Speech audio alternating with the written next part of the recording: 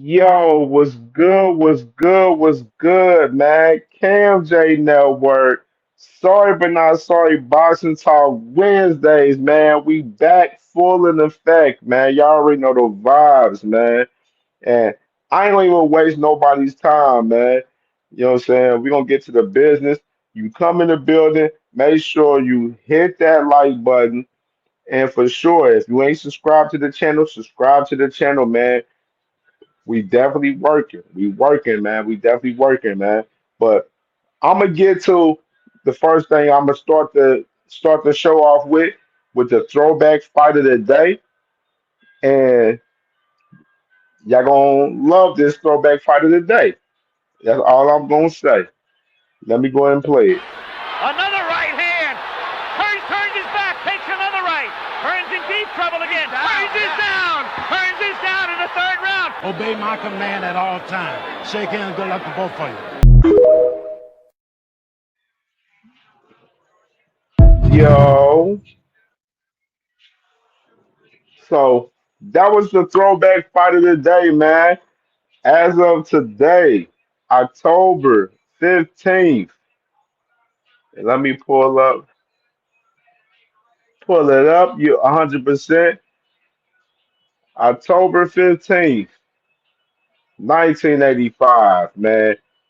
The man, Big Dog, Marvin Hagler from Philadelphia, smashed on Thomas Hearns in 3 rounds, which that first round of that fight was the best first round I've seen from any fight ever. Like dead ass. I always say that and love to mention that in particular about this fight though, in particular. But that was a great fight between them two, even though it was 3 rounds. A banger though, for sure though. Super banger though, for sure, man. And let me just go ahead and get started with the rest of the show, man. I just wanted to start off with the throwback fight of the day, get some little dialogue, you know what I mean? Get some good little footage and start the show off right with that. And let's go ahead and get with the news. So, all right, the WBA, they done ordered Nick Ball versus Brandon Figueroa, man. Nasty work, in a sense. Not nasty work in a sense, though, in my opinion, though. I like this fight in particular. Brandon Figueroa, definitely a tough competitor, you know what I'm saying? Definitely been doing this thing in recent time for the 122-pound division, even though he did lose to Stephen Foden. He lost to Stephen Foden in that last fight at 126. Actually, my bad, 126. And Stephen Foden, he's about to fight Shocky Foster. Now you got Nick Ball. They didn't order this fight now. Nick Ball, he just won his last fight. So you got these guys locking in, and they said both sides have until November 12th to reach a deal and avoid purse bids. So you got this fight going on with Nick Ball and Brandon Figueroa that's on the horizon for the WBA at 126 right here. Definitely interested to see how this fight plays out for sure. I'm definitely I like the style. I mean, both of these guys has come forward for us. Nick Ball, he's aggressive. Come forward, Brandon. It posed for an amazing, fight for real. Them boys gonna brawl out. They gonna be brawling out crazy. So definitely, I like this fight right here in particular. And let me go ahead and move on to some other news. All right, man. Crazy news right here. You got Pulev and Atuma, man. The WBA, they on their order inside right now, man. They didn't order Pulev and Atuma right here and the other day. And right here with this fight in particular right here, I mean, of course, Atuma, he turned down the Frank Sanchez fight. And now, Atuma, he's the number one contender for the WBA and the WBO. So it looks like Frank Warren and them, they're pushing their status for as Atuma being the number one contender for us at WBA, and they're going after that Pulev. They're going after that interim title for the WBA right now. Instead of going the route with the WBO, which is the WBO, you got No, of course, Usyk is the champion. He's undisputed right now. But of course, you got Joseph Parker and Fabio Worley. They about to fight October 25th. So you got that situation going on. So with Atoma and Pulev right here, of course, Pulev, he was originally supposed to fight Michael Hunter, but of course, you know me, they call me Mr. Receipts, man. You know what I'm saying? We keep the receipts for what's going on. You feel me? Here go the paperwork right here from the WBA. So the situation with Pulev and Michael Hunter expired to the WBA within this paperwork right here. And you got that right here in general right here where they let you know that we're ordering this fight right here within these guys right here from Pulev and Atuma. And just to read a little bit more context to the situation, y'all just a quick read. You know what I'm saying? We got the paperwork for that. And so you got Pulev, Moses Atuma coming up. And look, like in reality, I'll keep it 100. I feel like Moses Atuma going an easy route in a sense, for real, honestly, for the pool head. You know what I'm saying? But I understand the move in the business aspect. They like, all right, Joseph Parker, Fabio Worley, they doing their thing with the for the WBO. All right, we do our thing for the WBA. You know what I'm saying? With Pulev, you know what I mean? And Don King, man, nasty work, man. You done won the purse bid for that fight with Michael Hunter and Pulev, and you ain't even putting on the fight, dog. Nasty work, man. That's what I said, man. Leave these to the other guys, man. Flat out. Flat out, you know what I'm saying? Moses and Tuma Pulev. Tuma runs through Pulev. He gonna run through him. That ain't even nothing to talk about as far as that in particular, as far as this fight in general. But I like Moses and Tuma. He's definitely the heavyweight up and coming guy that I'm definitely, I'm rocking with heavy right now. You know what I'm saying? I'm rocking with him. Pulev puts him in more position for title shots in general. You know what I'm saying? He already got the number one and the number, both number one spots as far as the WBA and the WBO, as I already mentioned. So you got already got that going on, and we'll see what happens with this fight. As far as the order, they said that the order, in general, Frank Warren, he the one that announced the order. So we going to keep it 100 there, and we keep it pushing from there with the next topic. All right.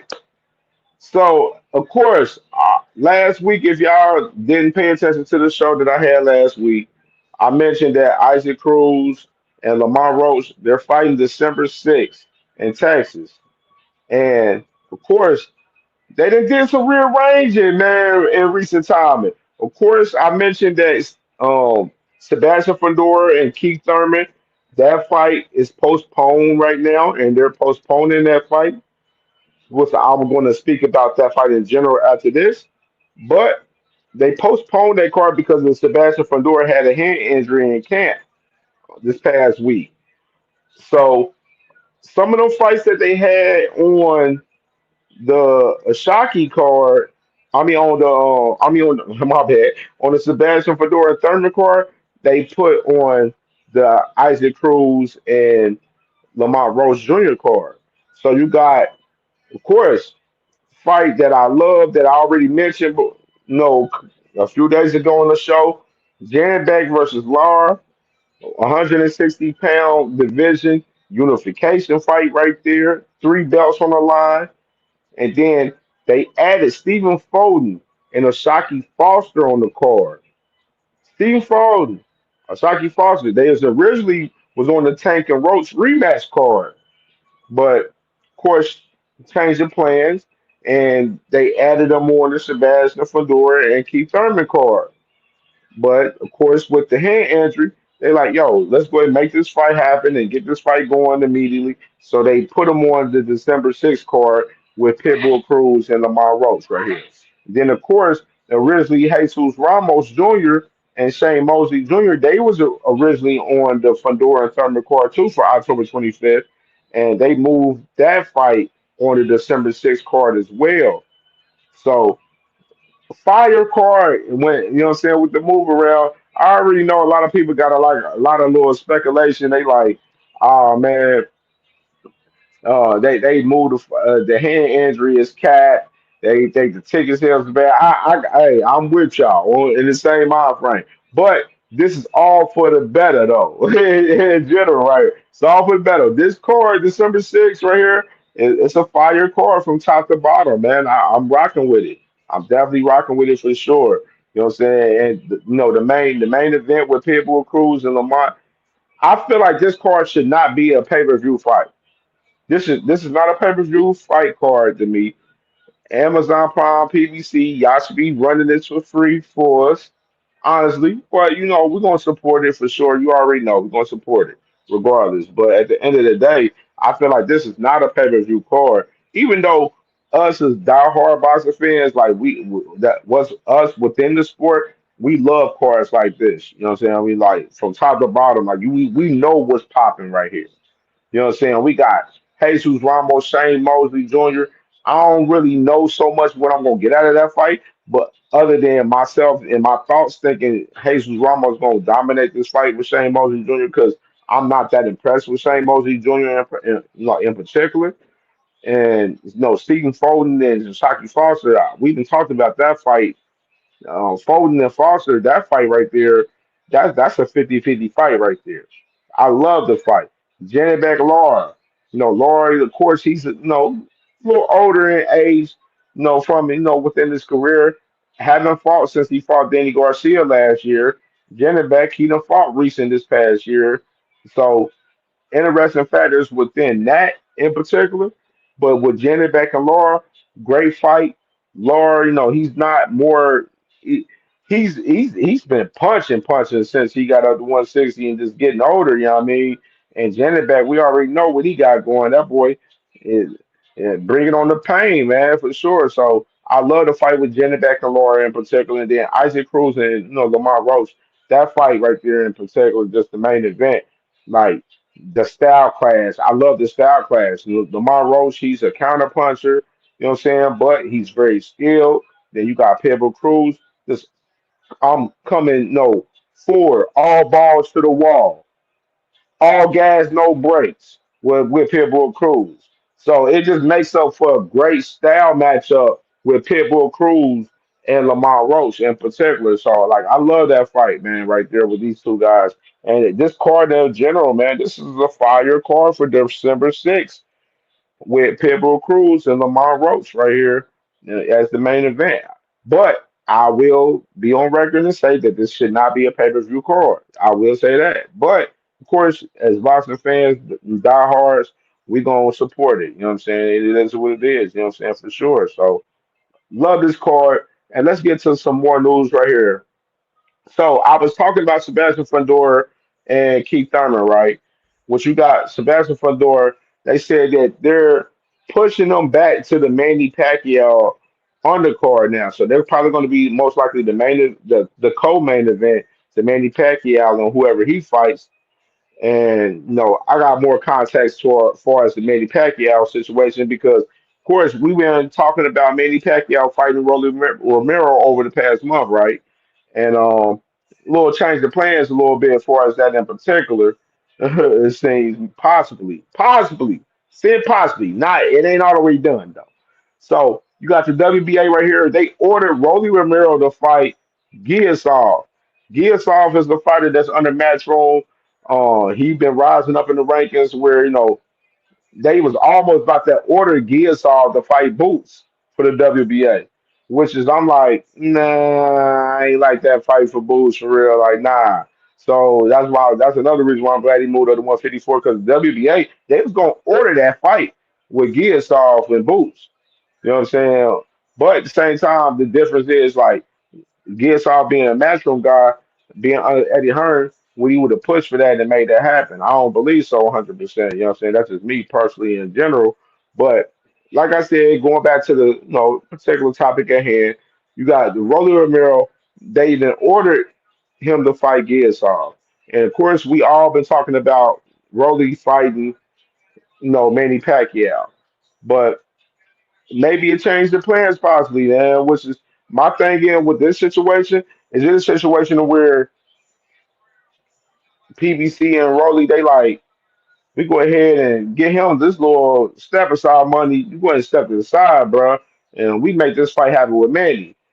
Or they go ahead and take the fight, and there's some weird rumors going out here, man. You know what I'm saying? It's been some weird little rumors going out here as far as Manny Pacquiao after this situation with the order from the WBA that came about. And let's go ahead and bring up the news, Mr. Receipt.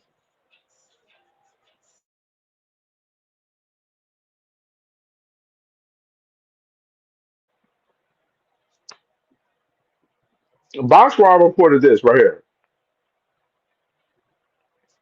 So you got Boxwell right here reporting Manny Pacquiao possibly fighting Lomachenko. Lomachenko, of course, last time we was talking about Lomachenko, he was in negotiations with Gervonta Tank Davis, and he pulled out of negotiations and went into a retirement. The first time they were in negotiations too, just to add context too, because they was never in negotiations over the years that a lot of people and fans be talking about. Oh, this guy ducked this guy between Lomachenko and Tank. Ain't been no ducking until last year between the two, between Tank and Lomachenko. Lomachenko, he went into retirement, which is Tank don't even give him flack. You know what I'm saying? He don't even, like Tank don't even be like, oh yeah, Lomachenko ducked me and shit like that. But like he don't even play it like that. You know what I'm saying? Because he fucked with Lomachenko on a different level. You know what I'm saying? On a respect level. You feel me? Sheldon Moore was good, my boy. He said, "Are you surprised PBC means Tank versus Manny?" I don't know, dog. Like this was the crazy part. Like even talking about this shit right here with Manny Pacquiao and Lomachenko, though, just to add a little bit more context. Let me pull this up real quick. Uh, that ain't there. Hold on. Yeah. Oh, so it was a report with Manny Pacquiao. They were saying like Manny Pacquiao was going to reunite with Top Rank, and then Dan Raphael he came out and said like it's fake news, it's not true. Which is other sites came out and said the same thing for us that in particular, which is like that kind of shot the whole Lomachenko shit down for me in a sense, to where like I'm like, oh yeah, that Lomachenko shit ain't really about shit to me in my opinion, but with Manny Pacquiao, yeah, the name's been floating around. It's been Tank and the Rolly situation still. Like I still think the Rolly situation is still intact for real. Honestly, for real. Like they can pay Giasar some money and shit, or the real shit. If Rolly owns some money shit, and people see that like, man, fuck that belt, man. Let them nigga, man. Like shit, fuck that belt. We get that belt up, but it makes the fight unvaluable. So they wouldn't make that move. So I see where the Rolly situation. It may be a little dimmer on that a little bit. I don't know. You know what I'm saying? I don't know, but I don't think like Manny. I will say this in a strategic way. They ain't announcing though who he gonna fight right now. You know what I'm saying for sure. You know what I mean? Because I mean, they just looking at the landscape and looking at who can be the one. Like, of course, Ryan Garcia he called out Mario Barrios the other day, which is you never know, they may go back and revisit the Mario Barrios rematch possibly too. That's another avenue that could be happening for Mandy as well. You know what I'm saying? But the Tank situation, I do see people talk about Tank and Mandy and everything. Like, I wouldn't be too surprised about it for real. But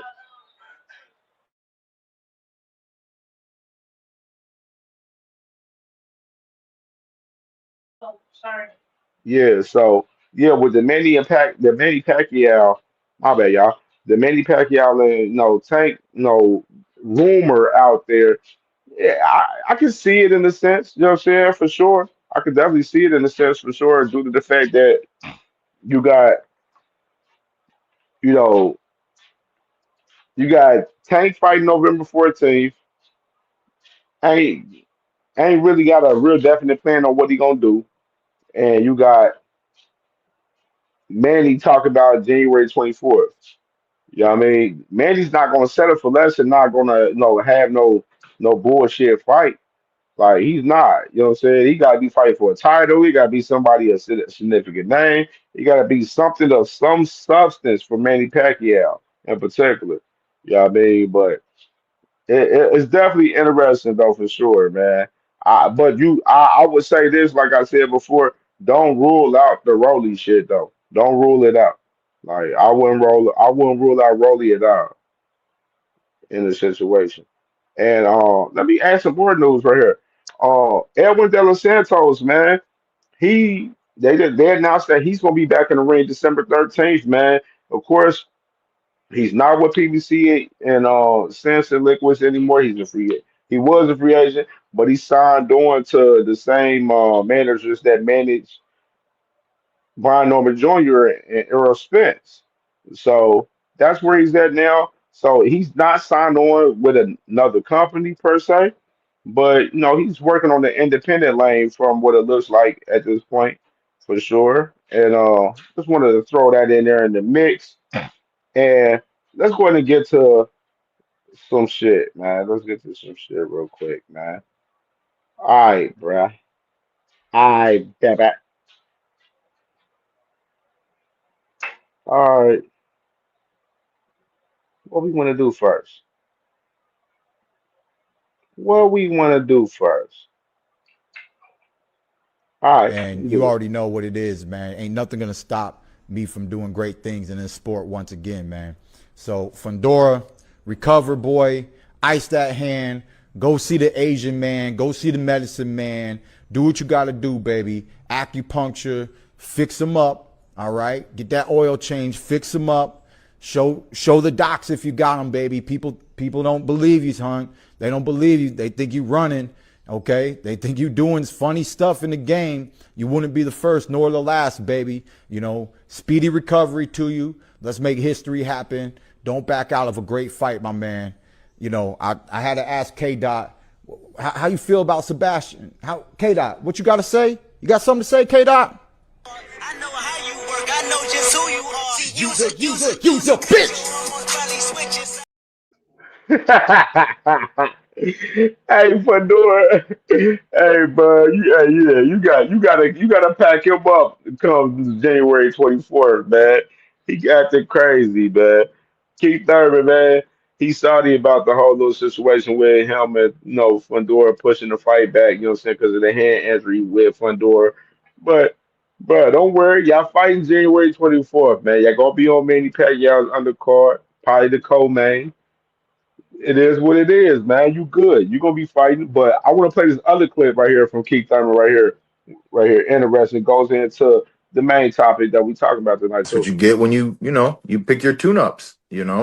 Um, I don't know who he fought, and I mean I know I don't know a lot of people because I'm a family man and I'm not doing a lot of reporter analytical work these days. But I know a lot of people who didn't know who he fought. So Boots is Boots, man. He smelled blood in the first round and he handled it. I mean, he was coming out nice and calm. The kid just couldn't weather the storm. I mean, once it went downhill, it goes downhill quick. So that's the one thing about Boots is, he is a good finisher, if he can get you in that danger zone. He's fast, he's athletic. But yeah, I mean, he's definitely looking strong at 54, and he's definitely going to be a threat for anybody. I think Charlo called him out and different things, and there's a lot more talent at 154 uh, before before you want to crown yourself king with one first round knockout with a hand pick opponent. There's some good talent at 154. So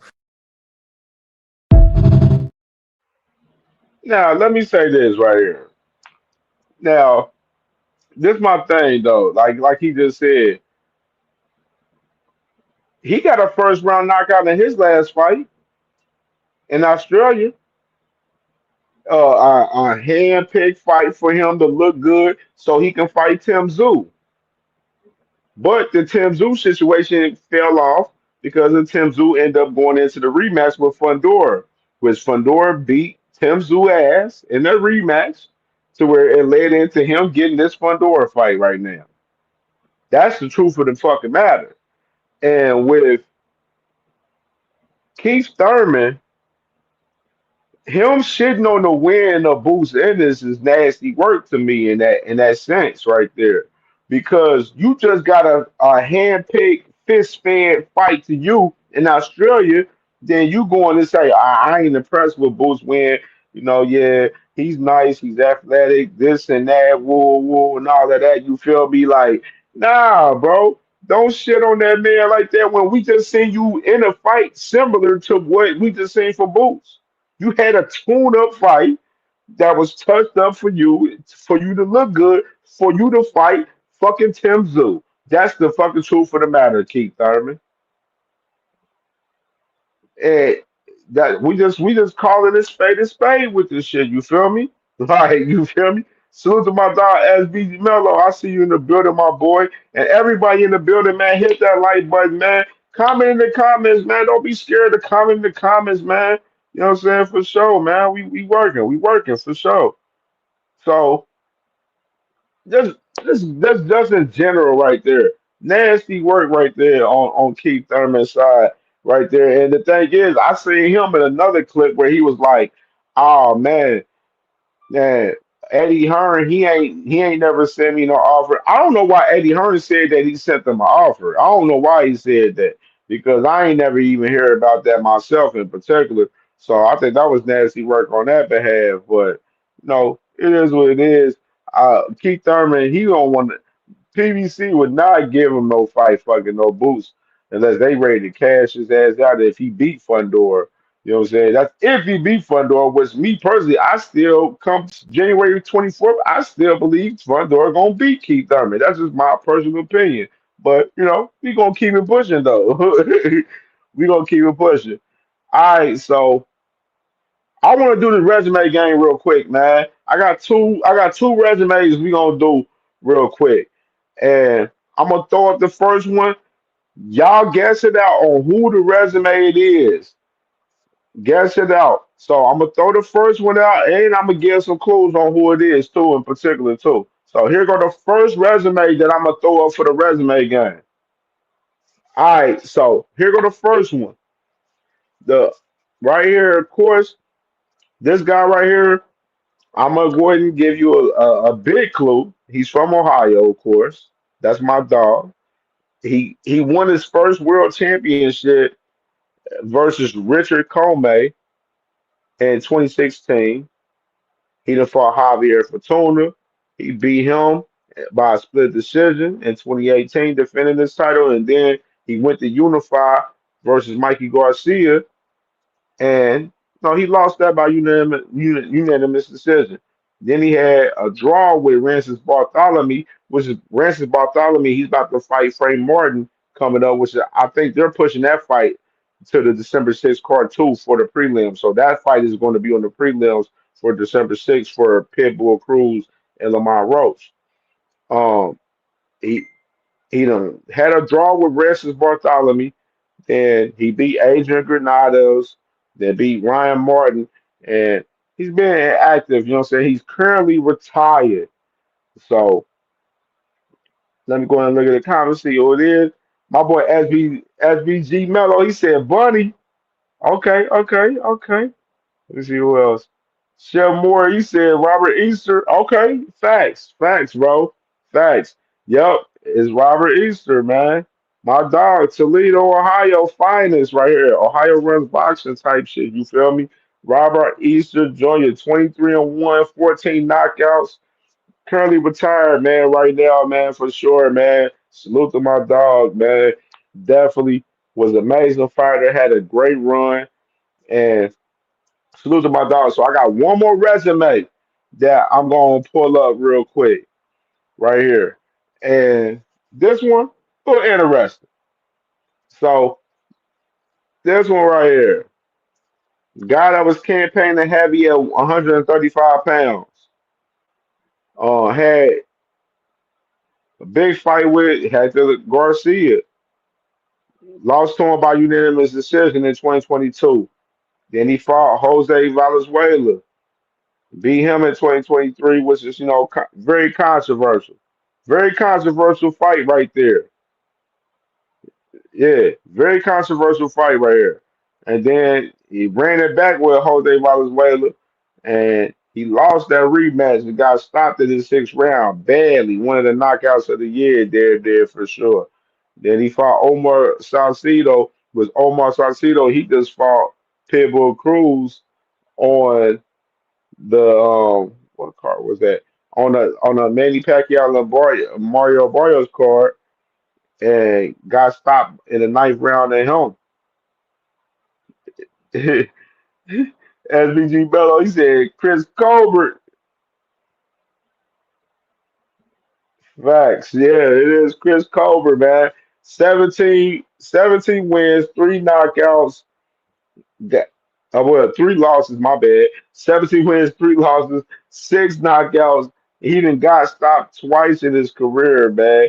And speaking of Chris Colbert in particular, he's going to be on the Farewell to Brooklyn card for Danny Garcia that's happening this Saturday, man. Danny Garcia having his Farewell to Brooklyn card this Saturday in Brooklyn. And you see the card right there in general, man. Chris Colbert, he's on this card. He's going to be fighting on this card, man. Salute to my boy G Tatted Up, man. BVO, salute to you, brother. Lee Jackson, I see you in the building, brother. What's good with y'all? Yeah, so Chris Colbert, yeah, he's gonna be fighting this guy BS Cairo in an 8 round fight. And then you got some other names on here a little bit. You got some top right. You got Gabe Rosado. He's gonna be fighting on this card. And some of these guys are from top rank is going to be in this card because the top rank they definitely put some of their other prospects and stuff on this card just to keep some of their guys active and everything. And it's very interesting, man. It's very interesting for us. Danny Garcia, he's fighting this Saturday. The fight is on the Millions app. If y'all want to stream the fight and watch the fight, you know what I'm saying? He's going to be fighting Daniel Gonzalez in a 10 rounder, though. I got it. But 10 rounder because, ain't no title on the line. But of course, great to see my dog Danny Garcia. I've been a real live fan of Danny Garcia, throughout his career. I rock with Danny Garcia, so I'm definitely gonna be tapped in on this fight for sure, for sure. It's on the Millions app this Saturday, October 18th. Farewell to Brooklyn. It's gonna be at the Barclays Center in Brooklyn. If you out there in that East Coast area, so tap in with my dog Danny Garcia for sure, man. You already know. And let me see. What is that? What Chef Boy said? There you go. I see. He said, I hear ticket sales are shitty. Ooh. I ain't really looking into the ticket sales for us the fight in particular, but I'm real interested now that you mentioned it, though. I will say that. So, all right, let's get to this next topic right quick. Let me pull the footage up. And matter of fact, let me go ahead and start here, dog. Let me pull the footage up, dog.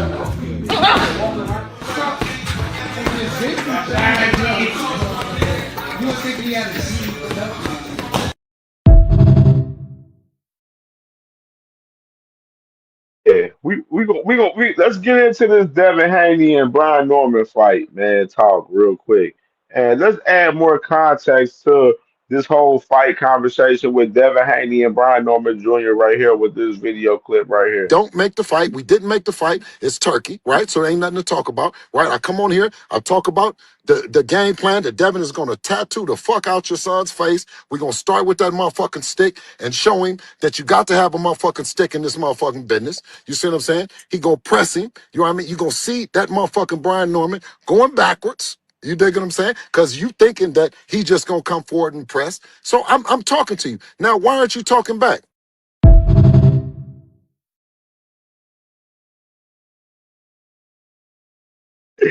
Hey man, I love the energy. I love the energy right there from Bill Haney right there. Nose Candy Bill, if you're listening, love the energy. You said your boy gonna press the action, right? I'm real intrigued of that. I really second guess that you gonna press the action, honestly. And this is the reason why I second guess you gonna press the A action. long-standing mentality now. Long standing. After Because he's Bill's son, and Bill don't want him to get hit, and they're concerned about his punch resistance. That's the truth. And I don't think if you're concerned about your punch resistance, I think it's a dangerous game. So Devin will get on his bike against Brian Norman and he will try and outbox him. I don't think he'll run like he did against Ramirez, because I think he needed that fight. It was rough against Ryan Garcia. Do you know what I mean? He needed to overcome the demons. But you know that when Ramirez stepped in and let his hands go, you could see Devin, and you knew, and you know what everyone's thinking. Fuck. Brian's hopefully a little bit more balls to the floor than Ramirez, who just kind of went through the motions a little bit, tried to win, but.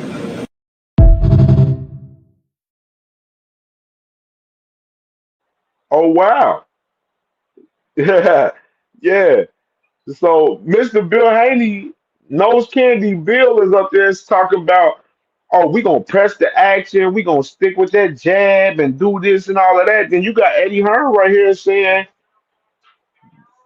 they got PTSD. They they he think he gonna fight a similar fight like he did with Jose Ramirez with Brian Norman Jr. Saying that his whole punch resistance is out of whack. You feel me? Big Jack, I see you in a bit of my boy. BVO, oh, we know you like Black Jesus. We know you like Black Jesus, BVO.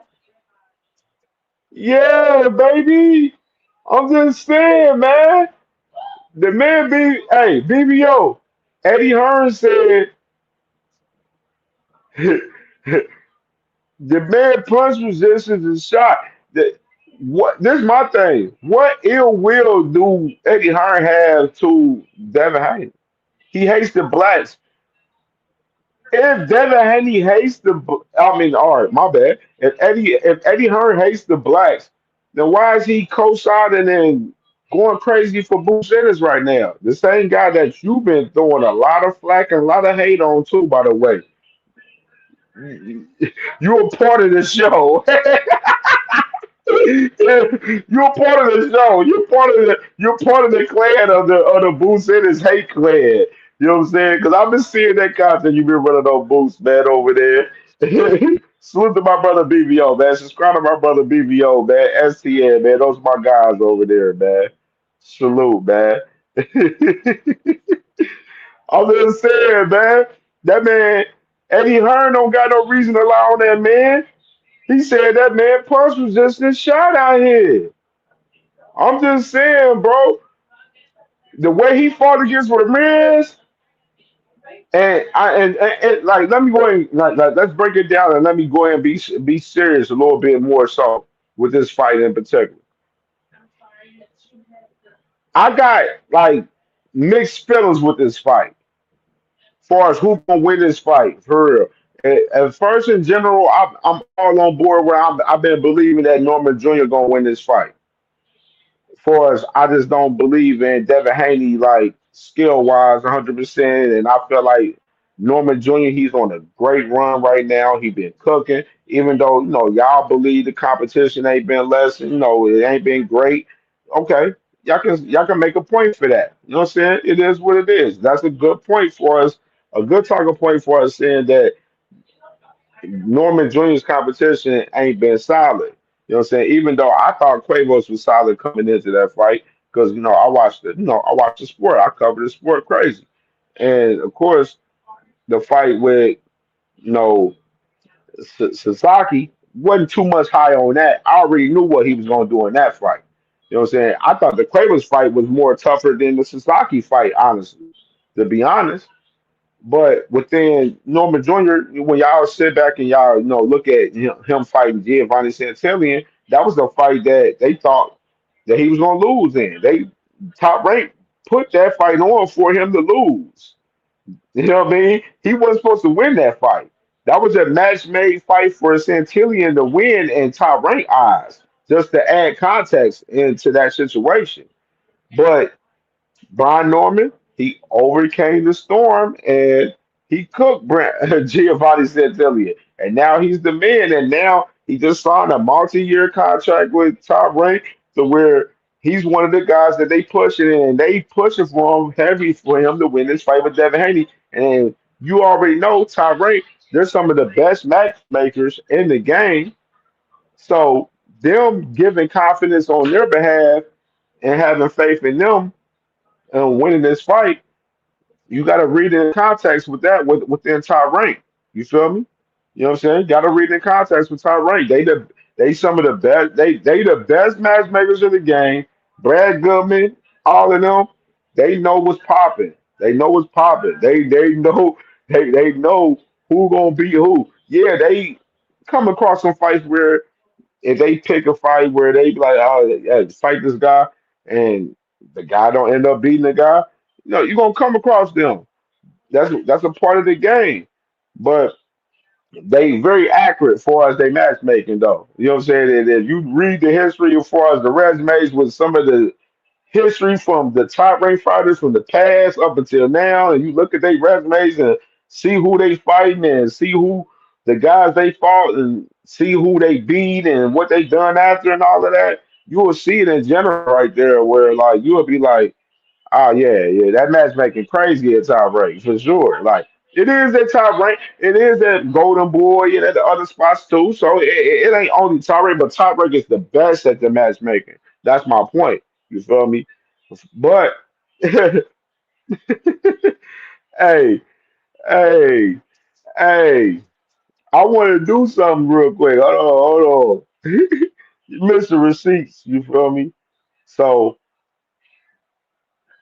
all right, you know me. I gotta do it, man. Let's talk I'm about sorry. it. No, that's from scratching out Ryan Garcia. And then I had some people saying you got to scratch out Ryan Garcia because you put Ryan Garcia in, then he win, which is actually wrong because he lost to Ryan Garcia. So you really want to take Ryan Garcia out. You don't want to put him in. His last three fighters without Ryan Garcia was 29 wins. That's 58 wins.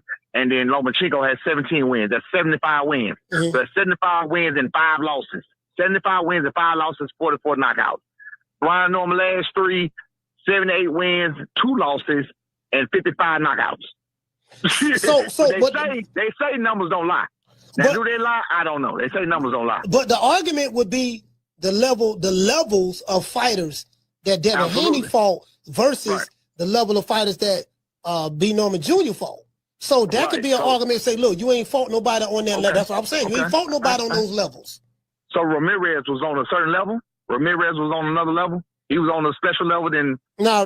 Ramirez looked like trash when I ain't gonna lie. He ain't look good at all. So Ramirez wasn't on no level. No, he wasn't. The other one, Regis Prograis. Is anybody arguing that Brian Norman won't stump on Regis Prograis?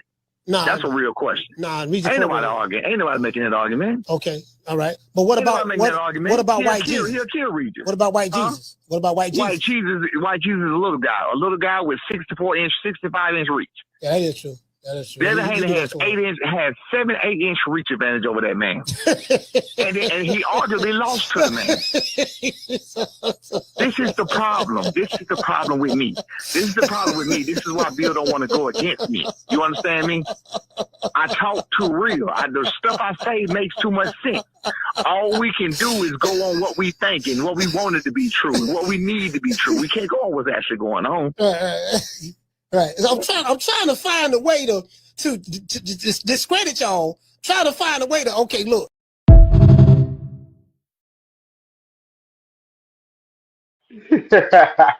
Hey, salute to my brother D1, man. Angry White Man Bossa Podcast, man. Make sure y'all subscribe to my brother Angry White Man Bossa Podcast. My brother D1 away in old school, man. That's family over there. That's family. Salute to my brother, man. For sure. You already know the vibes. You already see, man. Norman Senior. He's skilling at that resume. What I've been talking about. I've been talking about Devin Haney's resume. I've been saying that resume is shaky, baby. A lot of y'all Devin Haney fans, y'all love Devin Haney. Y'all be like, oh, he be one to fight the best. I already exposed that resume, bro. That resume trash. Linares, trash.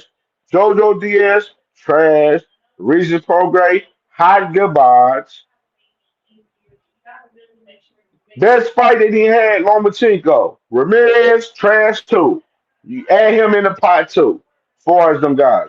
Yeah, they didn't put their work in, and they didn't won fights and did their thing or whatever. But Devin Haney's resume is not that fucking good. And we're going to play this other video right here. Could be one of the greatest fighters of our generation, and Debo Devin Haney.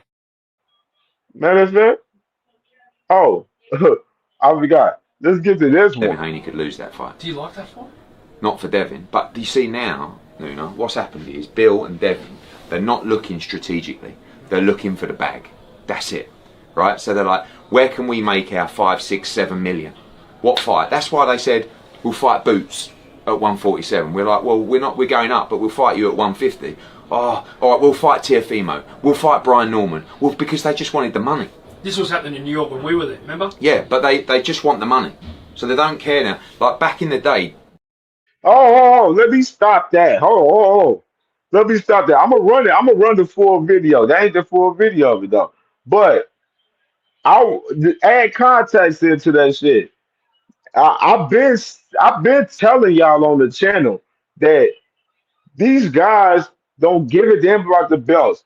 Been on record for us, Devin Haney, when he had his first interview with Ariel Helwani after the Ryan Garcia fight, where he said, I don't give a damn about the belts. I'm fighting at whatever weight class I want to fight at, which is his first fight after the Ryan Garcia. He fight Jose Ramirez at the catch weight, by the way, to add context. But, it is what it is. And this should be too easy. And then on top of that, with Devin Haney, this man literally said in that same particular interview with Aaron Hawani after he fought Ryan Garcia, where he said he bout the bag. Then, you fast forward, Gabe Rosado, he calling them out saying they hoes with the bag, all of that shit, you feel me? What I'm saying? We ain't got to get into that.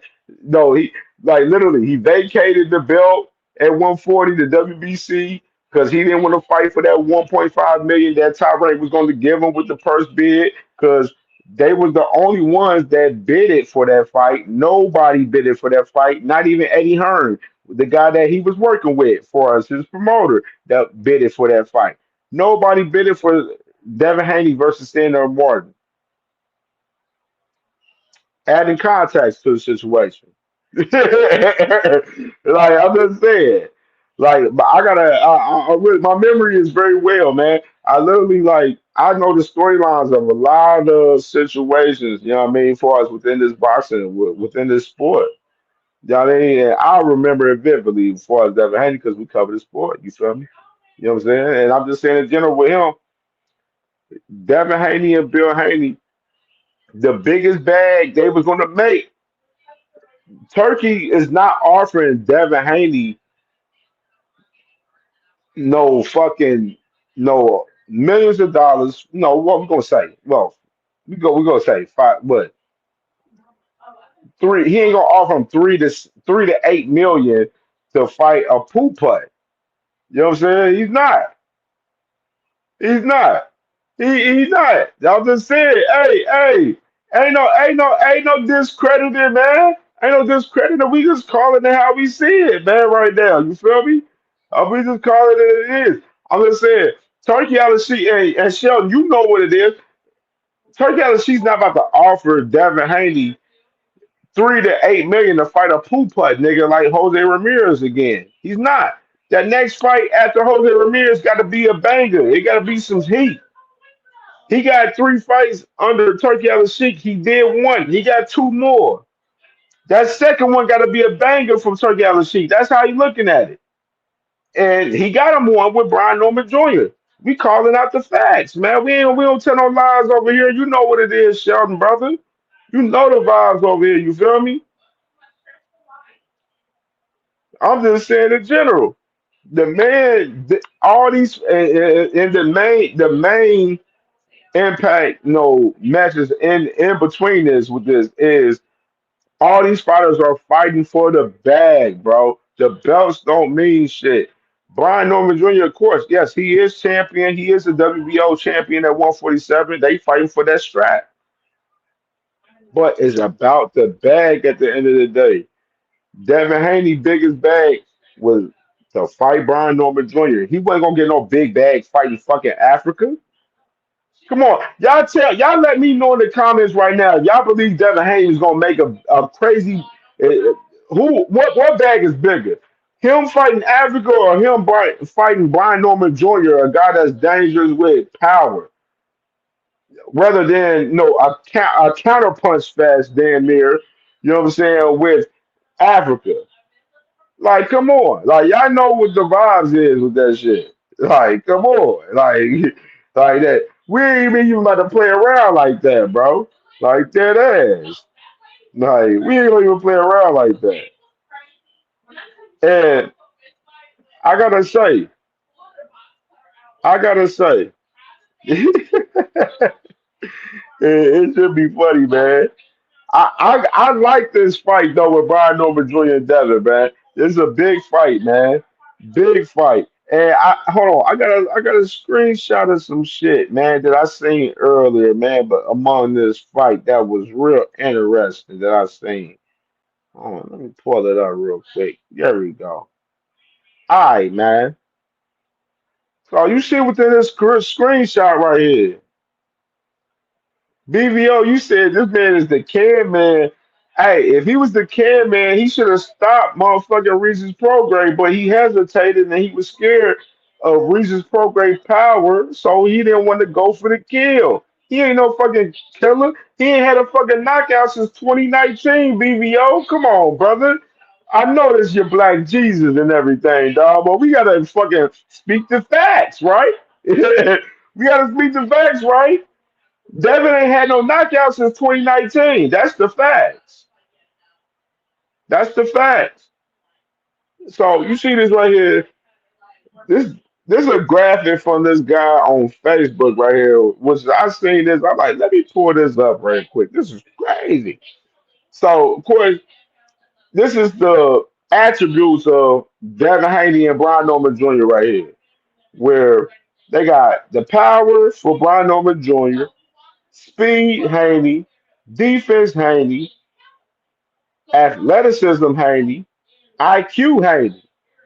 They just got this man just all out dominating fucking Brian Norman Jr. right here with this graphic. This is something to talk about right here.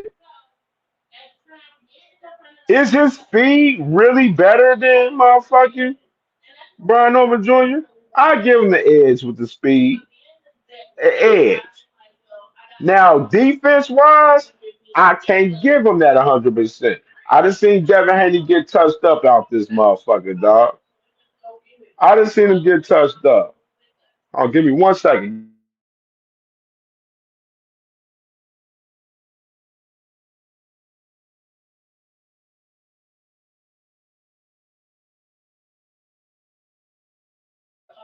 Yeah, with Devin, I can say right now that the defense I can't even get a defense all the way to Devin for real. Honestly, that's just me. The athleticism, I don't think Devin all the way out that athletic. Honestly, to me, I mean, he's athletic, but he's not like he ain't no athletic motherfucker. Like when I talk about like athletic, like I'm talking about like a motherfucker like Bud Crawford. Like Bud Crawford can cross over and play multiple sports. Devin ain't no guy that can play multiple sports like a Bud Crawford. Like he ain't that. Like that's just me. Like and Brian Norman Jr. He got a little background in other sports with among football and shit like that. Like everybody talking about the footwork between the two and stuff, and Brian Norman Jr., which I saw in that clip, his footwork ain't even that bad to me at all. Shit. And look at among the fights, I feel like Brian Norman Jr. has not had to get in his bag 100% in the fights for real. We don't even know what type of bag he can get into because I felt like he ain't get to bring out his 100% bag. And he became better among the three fights that he had in his last three fights. And you measure up the fights that the last three fights from both guys among Brian Norman Jr. and Devin Haney. Come on now. Brian Norman Jr., Santillian, packed them up. Quavers, packed them up. Sasaki, packed them up. Then you got Devin fighting. Regis didn't want to go for the kill, was scared to go for the kill, even though he had him shook and literally, definitely knocked him down in that fight.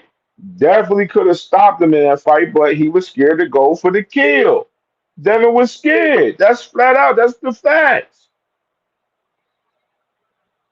And then he fights Ryan, get washed by Ryan, and then and then he fights Ramirez in his last fight.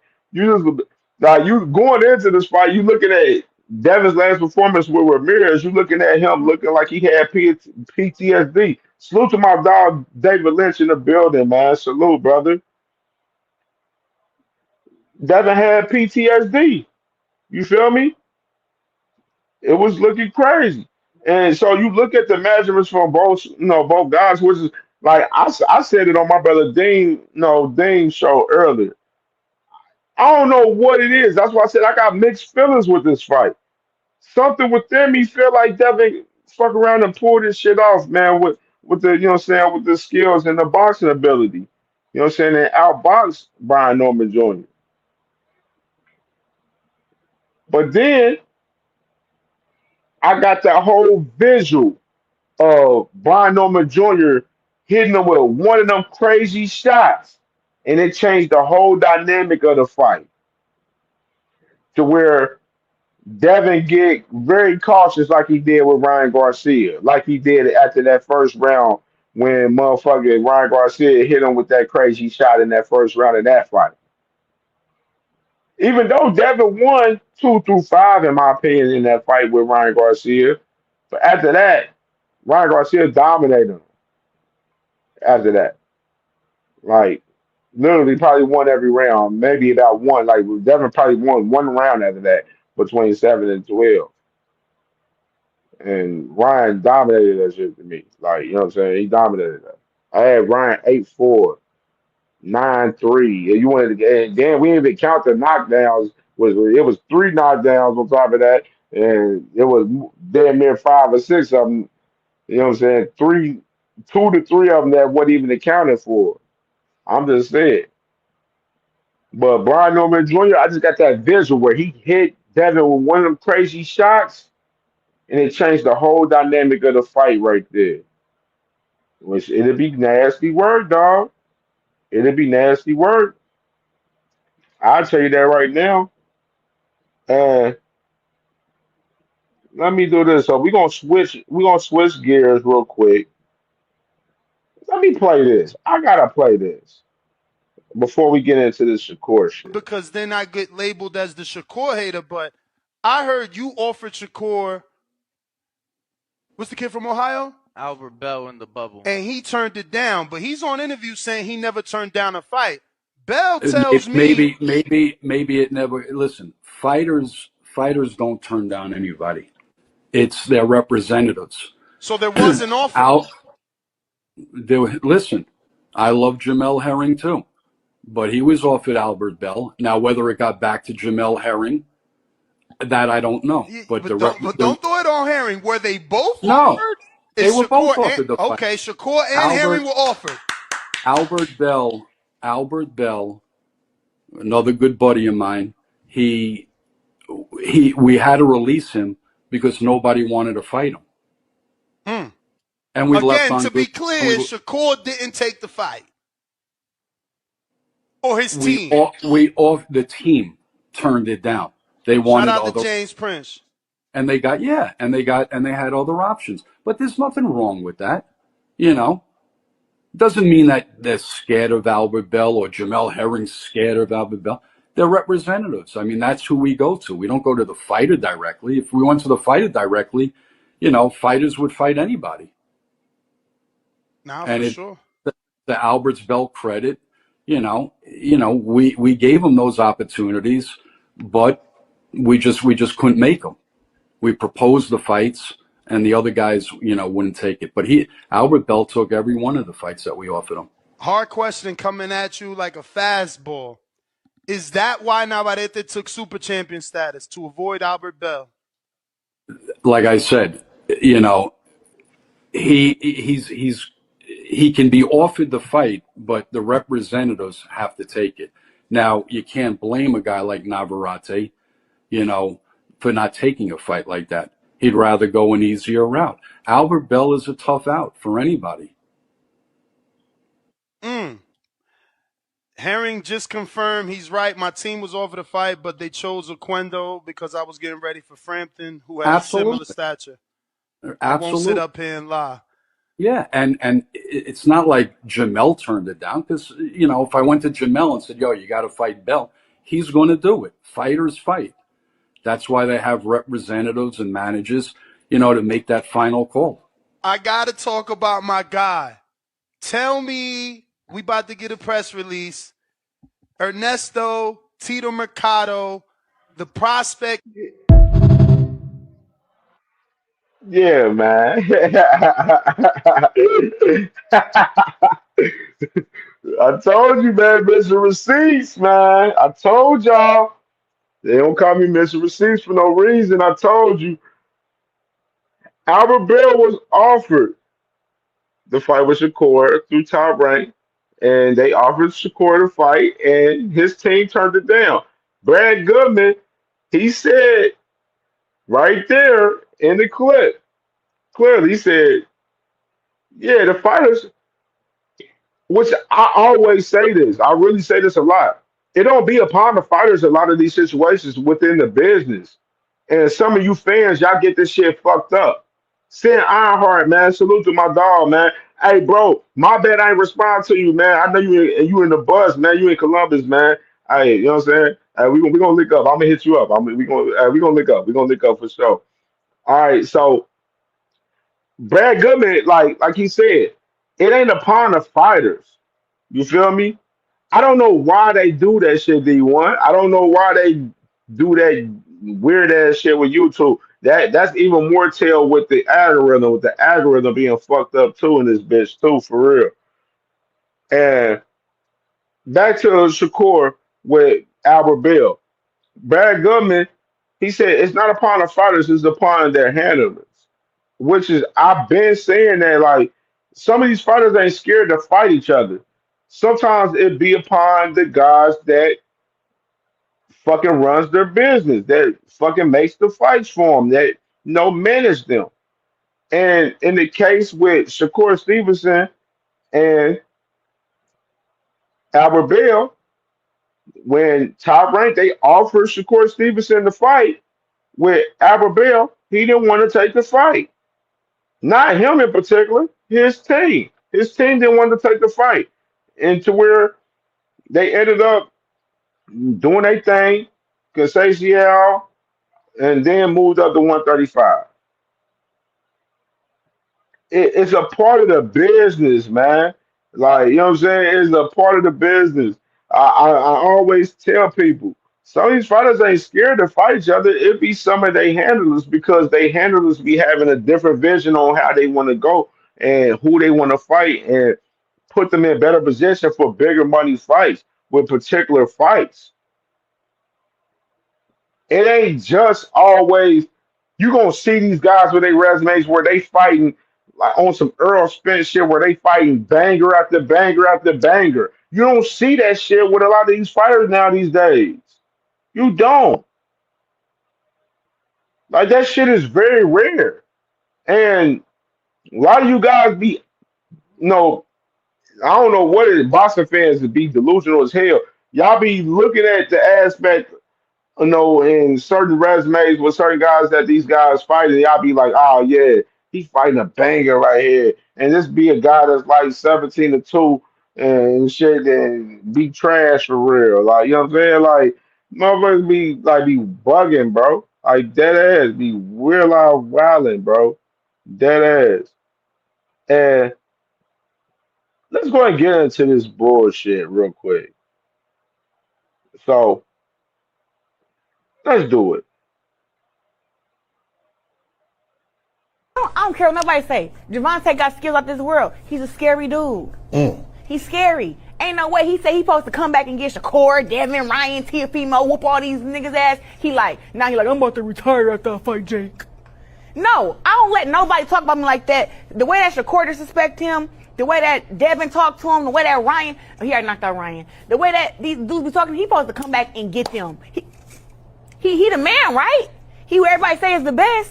I ain't leaving no food on the table. When I'm done boxing, I'm whooping all these girls' ass. They all getting beat. You said you can beat me? Oh, okay. I'm gonna figure out a way to fucking get you. You just wait. So who you think could beat Javante? I think Shakur beat Javante Davis, and I used to think Devin. I think Devin can outbox Tank, but once Tank catch him, it's gonna be a long night. But only person I think that can beat him is Shakur. Trying to think is anybody else.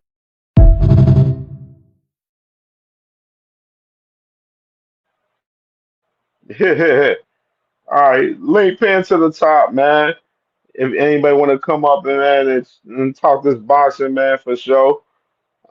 Just want to start with that little dialogue with that topic right here, man, with Clarissa right there.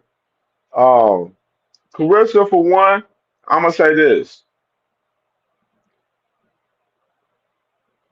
as far as her saying that Tank's scared, Cap, she know Tank ain't scared of none of these dudes.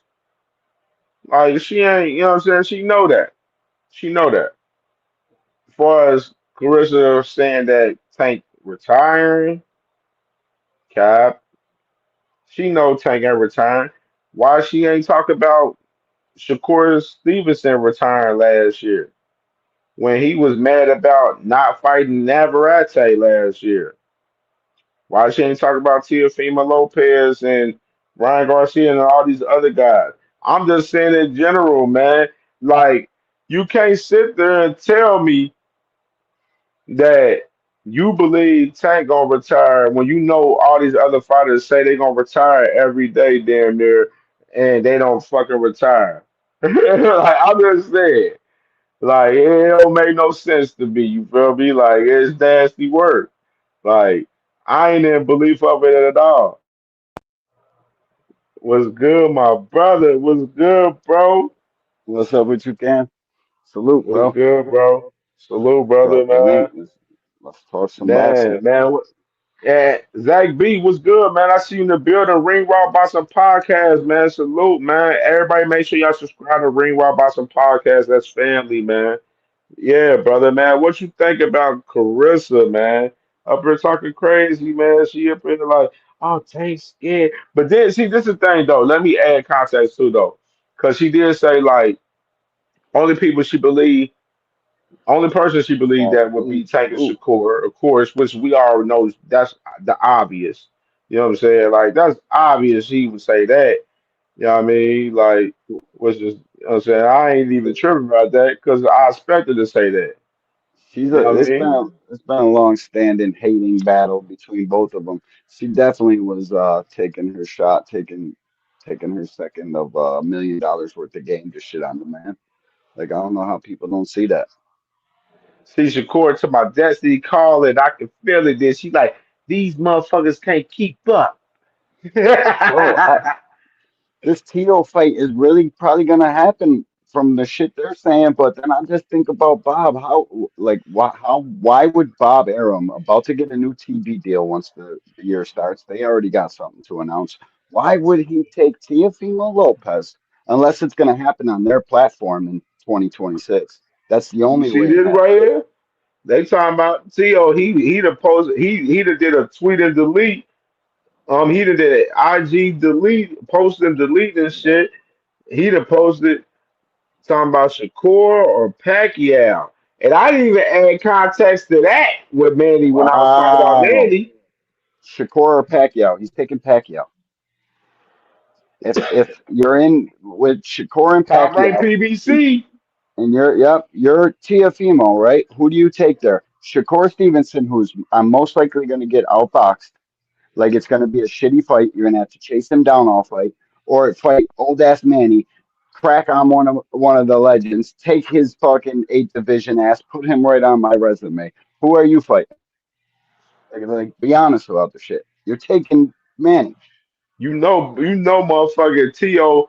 And see, and this is the thing. The negotiations and all of that, yeah, they went back and forth yesterday and shit the other day, popping they shit back and forth. Like, but this is my thing with the back and forth. Like, all right, let me do this right and put it out. All right, so of course you guys, Shakur, you talking about you stopped 0 people at 140. Now you're gone. Put me to Top sleep. tempo at 140. Tiafima, your time is up. I hope you enjoyed your run. And then, T.O., he was talking about he was gonna put him to sleep and everything, you know what I mean? And then, of course, Now we're talking about Manny or Shakur. Because Bob Arum, there's no fucking way on this God's green earth you're going to turn and look at Bob Arum and say, fuck you, I'm out, I'm going to Matchroom after you just built my entire fucking career. Now I'm saying fuck you to your big, giant, generous offer. And now you're going to give me TFEMO 2 months down the road so I can skate off with the lineal and fucking WBO championship. That's what's going to happen. they Y'all got to man, be crazy, this, bro. this, now, this the logical part right here about this shit though, D1 right here. Who you think top rank willing what you think they willing to do? Have T.O. cash out, fuck around, fighting fucking Manny Man, Pacquiao, yeah. or fight Shakur for, what I'm Uh, saying, a few million. unless Turkey coming in and blessing the situation, I don't know, man. I just can't see it happening. And I don't mind the fight. I just know what we're in store But for here. the crazy The part, the paint's dry. buzz, far as the like, this is my thing. Why is this fight still being negotiated? That's my issue. If it's being finalized, what's the hold up on this? Like Yeah, that's like where I'm at real with shit. And it. wait, we don't remember what Jermaine Ortiz and Tio looked like. Do people have that bad of a memory? Like that shit was fucking awful. It was an awful ass fight. That's what we're about to sign up for with Tio and Shakur. Did you watch the man, sparring? Did you watch the sparring match? man, that little clip was trash, man. Shelby Moore, he ain't even unmute yet because he What up, know that Shelton? shit was trash. I'm listening to He y'all knows. talk, man, but y'all not addressing the biggest problem with both of y'all statements. What's the problem? What? Who do they hate more? Do they hate Shakur more? Or do they hate T.O. more? Yeah. Whoever they hate the Nah, they most is hate the one they willing to give up. Shakur got What Shakur got that way matter more though? fans. What that matter though? It matters to them because it can be personal. With T.O., I think it's personal. I think they just want to get him out the way. I think they done with him. If they got to give him up to get him out Get the him way, out the so way be it. with shit. Get him out of Is here. that Get So him out of here. Shakur is the guy to get him out the way? Yeah, T.O. can't be Shakur. I mean, we know he can't T.O. beat is him, but very good. let's T.O. can't be leave the for dead. real. We know T.O. Shakur. can't leave the dead. The thing is Shakur gonna be the guy to pack his ass up, like real life, pack him up and finito, finish his ass. That's the question. Tiafimo Tiafimo cannot lead the dance. Tiafimo needs you to come to him so he can be He effective. gets That's what he he needs. They gets both up. He counter gets punchers up for the though. superstar fights. But He gets up here's for the the guys that difference. can They really both fight. counter punchers, Sheldon. But here's the difference, He, Cam. Here's the difference. Between the two, who's going to fight, they fight no matter who they fight. That's a question that I Shakur. pose between both. We know Shakur Shakur gonna is run going his to fight fight. his fight. We, Shakur beat Shakur going to fight outboxes his Tio fight no easy. matter yeah, who he Shakur. fights. I got No matter Shakur who he beating fights. Tio regardless. I got It's Shakur fucking Yeah, beating he's going to Tio beat him. regardless. Yeah, Like he's going to beat him. Shakur, Yeah, he's going to beat him. Shakur know this. He know what this shit is, man. He said, "I figured you out Yeah, years ago. Thanks for the opportunity, Killer." He know what this shit is. yeah.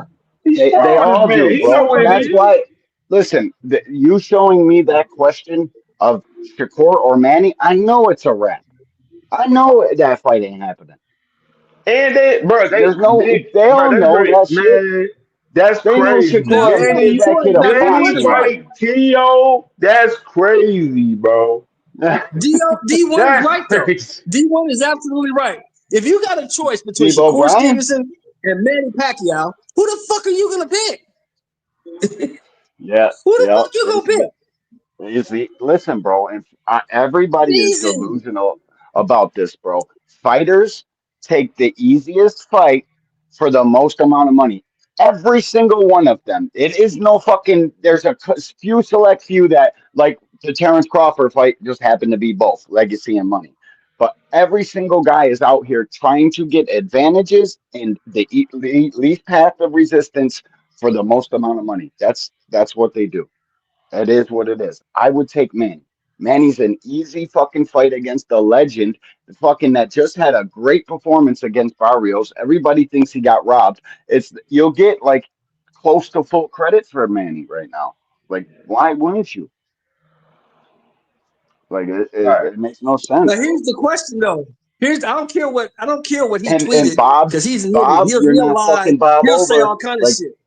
Is Manny on the table? Is the question because you can't he really might believe be. Tio because Yeah, Tio will say anything. Rolly's out off. Rolly ain't gonna fight him because he's got a mandatory unless he Yeah, I pays know Devin's Rolly's out. head or says They fuck was it. never gonna give But Rolly that fight Giasov anyway. ain't They was doing never it. gonna give Rolly that fight. Yeah, they were. They definitely were. They was gonna save that fight for Tank. They wasn't giving that fight to Rolly. Not yet. They Look, saving that fight Rolly for Tank. fucking. No, They're not giving that fight to Rolly. No. I said this. Rolly ain't all the way off the table in my eyes for real because Manny Gearsov, won't I'm like, fight him unless it's for a man, strap. you go and fuck around and pay that motherfucker stepping side money, man. Gearsov ain't no shit. They been keeping Gearsov was at the top of the division as far as the WBA in the last couple of fights for real, and they was gonna mandate Gearsov in Boots. But Boots, he ended up moving his ass up to 150, 154. Like, bro, it wasn't no reason for Boots to fight Gearsov. You know what I'm saying? I don't even want anybody to insinuate You know anything who his for us trainer Boots is, though, ducking Boots is Cam? Gearsov coming and that You for know shit. it who Like, Gearsov's all, trainer bro. is? Bro, you know how Gearsov is not happy I dangerous His was. at trainer all. is So, retired. like, I ain't even talked to you yet after the Boots fight, bro. You know how happy I was when he fucking talked all his shit in the ring, every single one of them. Now they gotta at least fucking answer the call. Eddie's down to pay. Show me. I need every one of them straps at 54. He's here to take that shit over, dog. Matt, and bro, all right. Like, speaking of Boots, real quick, let me go ahead and play this video right here from Matchroom CEO right here. You don't come back and say, you know Yeah. what? Man, I was wrong about that guy. You were right. Oh, what? Ennis and Virgil Ortiz is the next fight to be made. Is that agreed yet? Where were we at with that fight since the fantastic, amazing, impressive performance from John Ennis this past weekend? Yeah, that was a tremendous performance from him. It showed why he deserves to be in that top pound for pound list. He's a special fighter, Boots Ennis, and the Virgil Ortiz fight is the fight we want to make. It's a fight that Boots has already agreed to. Now it's on Virgil Ortiz. He's got his fight against Lubin next month. He's got to come through that, but that's the fight we want to see ourselves. What date would you picture? First quarter of next year. Do you have any kind of estimate of the time and location? Yeah, first quarter of next year is the plan. All being well with his fight, as I say, in November. Do you expect him to come through that? I believe so. Yeah. Look, Virgil's a brilliant fighter, but I think when he comes up against John Boots Ennis, you're gonna see who the truth is. Listen, bro. I'm so happy because that man that you just seen on the screen, he can't cap. He can't look at a reporter and make some shit up, tell them whatever the fuck he wants to. He's got to tell them somewhat the truth. He's got a board to answer to. You know what I'm saying? He's got Yeah. that guy. He can't fucking cap. Now, the only way we don't get it, I think, is if Virgil takes some damage, and I think that's a very good possibility.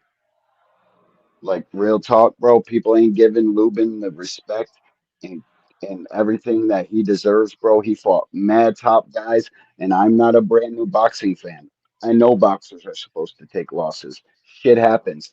This is boxing. Lubin is pumped for this shit, training as hard as he can. Like I don't know why everybody's sleeping on him like that. Like, go look at some tape because this is a fucking close fight, bro. I'm fucking with Lubin in this fight, man. I think he definitely He he might all catch in for this Virgil, fight, bro. man. With honestly, man, because like Virgil, like I said, like I know a lot of people that we talk about boots and everything, as far as Virgil and everything, man. You feel me? Like this is. I see. This is why That's I'm glad I nasty posted this work. because That is fucking this diabolical. is the reason why I don't go by Ring Magazine rankings right here. You gotta be Exactly right here. kidding me. This is the That shit exact reason why I don't go by Ring Magazine rankings. They got Virgil diabolical, number bro. one in the Ring Magazine rankings at 154. He don't have. He's not even a champion. He's an interim champion, but he's not a full champion of any of the four sanctioned bodies.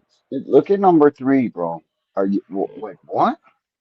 What? Majimov at three, What? and he's on injury reserve right now. Two losses in a row, fucking injured. Get him the Two fuck out of losses in here. a row, bro. Oh my god, this is why I get angry, bro. Like this shit is fucking whack, bro. Boots at Like you, seven. Boots is at bro. seven. Where's the Hey, respect? if this ain't the most This biased goes piece of into shit, what I'm like saying as far as the topic at hand, like as far as the main topic of the show, as far as the Boots is dude, getting dog. hated on like Tank. Like they got Shakur at fucking number one and after beating Zapata, like, bro, and they didn't put him in a pound for pound after Man, beating Zapata, like he was like that shit was lit. That shit wasn't lit for him to be in a pound for pound. God, It's Zapata, bro. Y'all know that shit was fucking bro. handpicked And that Shakur picks shit for him. on Boots, bro, it was a double. It was a two birds with one stone fucking cast. He got a shot at Boots, fucking, and the fans, like telling the fans, look at me," and fucking same time swiping Boots with that shit. That shit was corny as hell, but you gotta understand it as a boxing fan. They fucking, they're all wanting to be that guy, and everybody knows who Jaron Ennis is. He's the next guy, and watch how bad this shit gets, bro. This list is all I needed to see to know that Boots is next. Man, Like bro, as far as the media, and this my thing too. I don't like how the media like shit like the media be on some shit to where like you got guys like Brady the Boxer talking about we need to push Shakur. Like, okay. Like, you know what I'm saying? We should be pushing all of the fighters. It shouldn't be just facts, bro. if it shouldn't just be, oh, we need to push this no, this person or that person. No, it needs to be all of the fighters in general. Like Bernie the The Boxer should be sport, uplifting Boots. He hell should be yeah. like, oh yeah, Boots is he a special fighter. Yeah, he fought Lima. He fought a guy that we know he's supposed to be. He did what he's supposed to do. But we need to get behind this guy. Bernie the Boxer don't look at it like that because of the fact that the history with between Boots and Bud Crawford, which it ain't even really no crazy history because they ain't fucking fighting. Nah, They ain't Crawford fucking don't want that fighting. shit. And bro, Crawford should be trying to give it to Boots because Boots is the next guy, bro. Every great that's ever graced our great sport, bro, has fought the next guy in line. They just that it's a passing of the torch. fucking Floyd Mayweather, undefeated. Oh shit, Bro, see, it that's makes my it thing, though, bro. That see, all right. So this, Shell Moore, let me ask you this, because you old school with it, bro, for sure. Like, and I know D1 old school with it too, man. back Pioneering the to boxing come on. shit. Pioneer, both of y'all pioneers in the boxing shit. Now, do y'all believe in, a fighter that's, coming of age where, should they get that opportunity from a guy from that stature, like Bud Yes, Crawford? bro. You know what I'm saying? That's the way. Given that That's the way giving it's that passing of usually the torch type done. of fight. Because we don't see that many, we don't see that shit like that. We see it in smaller fights in particular with some of the guys and stuff in particular, but we don't see that much in this era right now. We don't. That's the way. That's the way it used to be done, Cam. You stay Fact, around because see the money was different.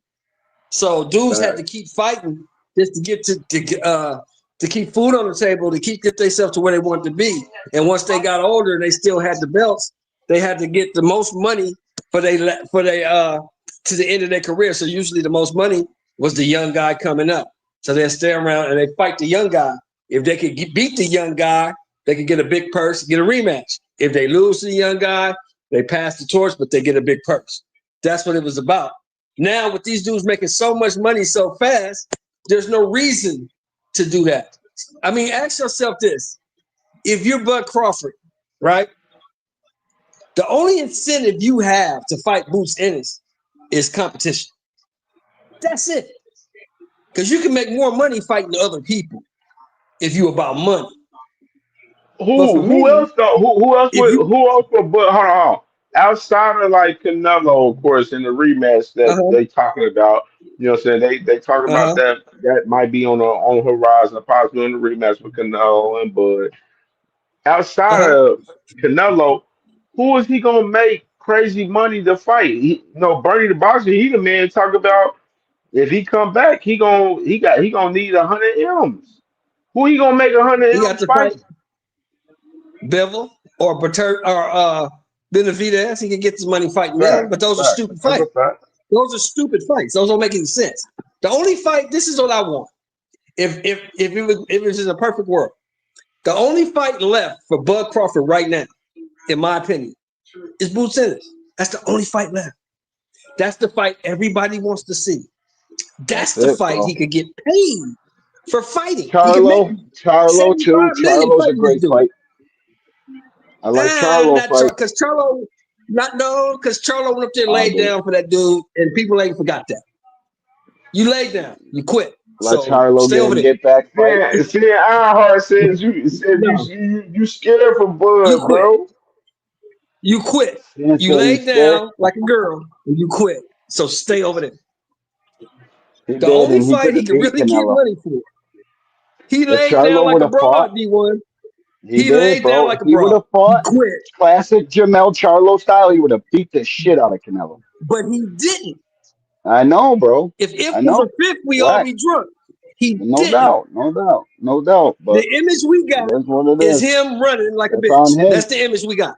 That's on him, bro. And he fucked himself over. That's So, probably the only reason he and don't that's get the why I keep Bud him fight. over there. So for me, For you for Bud giving Boost that shot. that's the only fight I want to see him in. If he don't fight Boots, I want him to walk away. And I can tell Mr. Shelton fucking Hey, wants that's that real fight. shit right Me there. That's the Shit, too. only hey, fight I want him in. real Bud Crawford fan right there. Shell Moore on record saying, So hey, he want to see motherfucking Bud fight Boots. And if he That's ain't because fighting everybody Boots, say he hanging can't up. beat Boots. That's That's the real guy they shit say right he there. can't That's beat. the real one right That's there. the guy they say he can't beat. That's the guy that's too young, too fat. Okay. Give me the money, I'll fight this motherfucker and I'll beat him. And then when I beat him, I'm not giving him no rematch. I'm walking away. That's nasty. That's that's nasty. nasty. Yeah, Nasty work. And that's what I would do. Nasty work. Beat his But motherfucking ass in the league. what a Hey Boots man, was Jay trying to Lynch, man. fucking Hey, I gotta say this. As far as with Boots, I want to see Boots get the opportunities right now. Me personally, me personally, man. I don't think Virgil wants to fight more than Boots Boots is right a now. The way fourth shit been looking. generation I've been MVP. seeing. I had my show, a few days ago where I definitely exposed the fact of me and Jazz Queen show. Read the room, man. Go back and watch that shit. Read the room where Yeah. we talked about the fact that with a virtual team, his manager, and they're like shooting off the fight. They're shooting off the fight with Boots. Like they like, oh, we gonna do what we want and stuff like they the A side. Like who is the A side in between the fight with Boots and is the virtual team? Like I'm confused here for a second. I'm like, virtual Right. teams ain't did shit for him to be the fucking A side over Boots, in my Can't sell opinion. no tickets. Yeah, Boots is the A side. Boots is main event every shit. Shit, Virgil, he He went the to fucking name. Saudi. The fuck we He talking the about?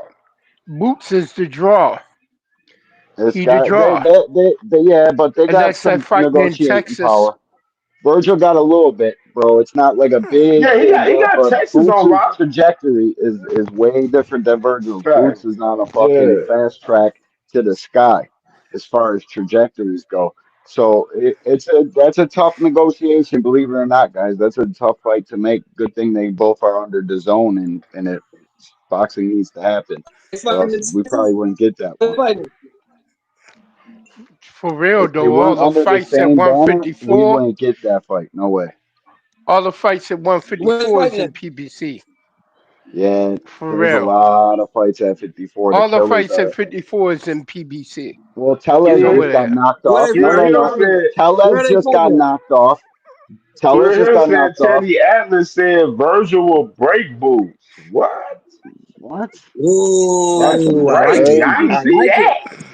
That's crazy. Real I Hill like it. salutations Somebody I to don't been Andy see sipping on Talkshow. that, some bro. Salute. fucking. That's crazy right there. Hey, Teddy Atlas must have been high on some meth that motherfucking day he came up with that. I listen, I bro. don't see Teddy that. Atlas Talk got that a shit, fucking Teddy. Teddy Talk your Atlas shit. got I a like it. fucking opinion to respect, man.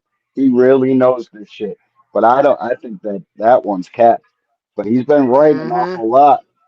I think Boots is a different type of fighter. I think he's a Roy Jones fucking talented D1, level. did you see He D1? Did you see Bozy interview after the fight? When they asked him about Boots fighting Virgil, no where he said Bozy literally said he said Virgil tailor made for Boots. tailor made, and I hate when they say that kind of shit because I, they put I don't something in like the I face. don't like I don't like it They either. put Too. something in the face. Listen, because I'm I right know with you, bro. I'm right with Cam. you. I This is don't what's like gonna it, happen. but Listen to we me. know. But when Watch, he tell us that, and then like we know watch, the dude. sport, we see it, bro.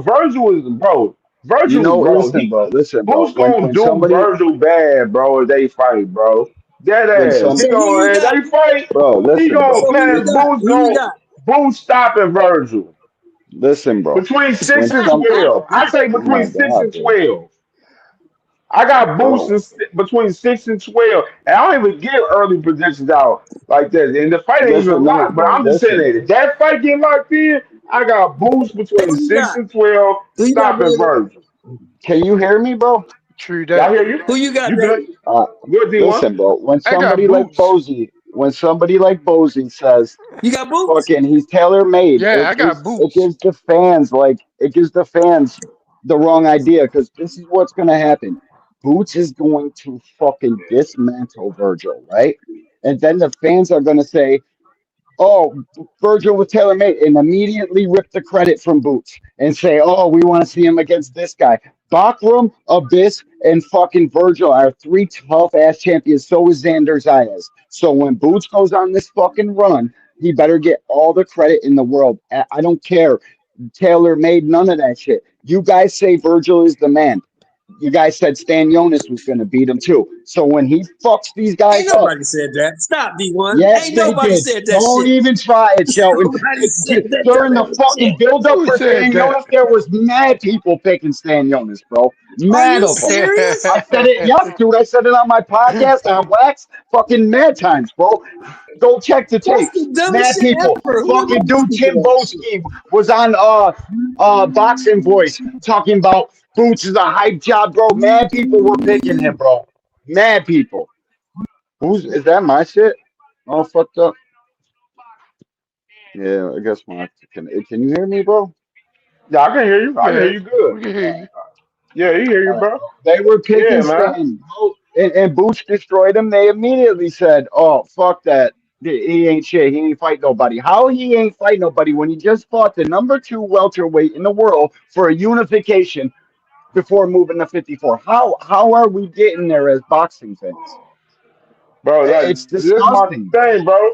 Like, bro. We talked about it with Bud with Madrimal, bro. Within his fight, you gotta start somewhere, bro. Like Madrimal was Magical. a layup for Bud, and we ain't about to sit here and act like he wasn't. Yeah, Madrimal was champion, but we knew he wasn't about to beat Bud Crawford. I So we watched not about to sit here Magical and act fight like young. Madrimal wasn't a layup for Bud Crawford, man. Was we know Bud Crawford is arguably the best fucking fighter in the fucking world right now. You know what I mean? Yeah, he's 38 years old. He just accomplished a lot, I guess. I mean, Yeah, I I'm mean, not. he like Bud just he ended up accomplishing a lot later in his career. You know what I'm And saying? It for him became telling later in his me career. he's not fighting for anything less than $100 million just tells me he's done, bro. Who's Man, he fighting next? Turkey talking who about the 2 1 hell? turnaround. Who Who's the he fuck? fighting? Seriously? Come on, ain't nobody. He ain't worth no 100 mil. For What real. $100 million? That nigga ain't worth no 100 mil. That's He'd what he be wants. lucky if he get 10 like he got last time. Apparently, according to him. But we know these motherfuckers getting That's what paid in Bernie said. fake Didn't he ass say that? crypto.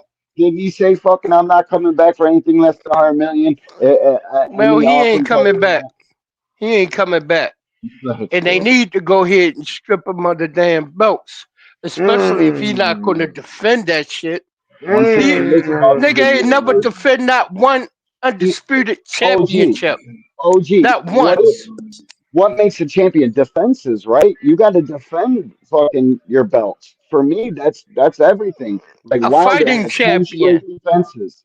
People Yeah, don't that's know where this the shit. term of fighting champion comes from. Yes, All of yes. the fighters for the past was fighting champions. Fighting champions. Yep. Leonard was a fighting champion. Duran a fighting champion. Hagler a fighting champion.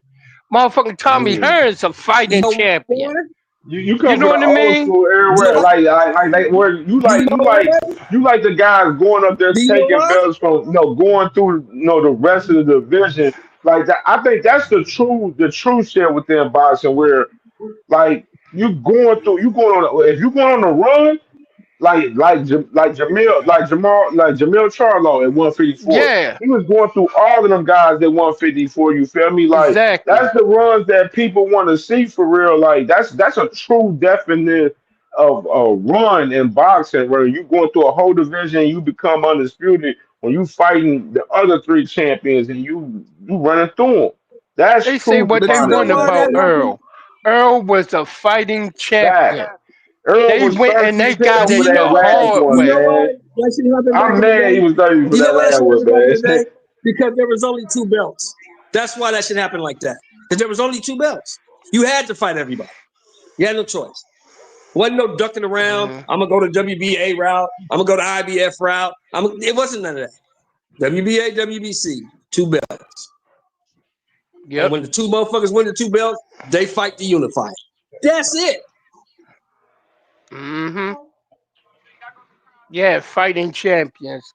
Not somebody to go ahead, take the least amount of fights in order to get all of them. Say, hey, I'm undisputed, but don't defend it against anybody, and then go to the next division.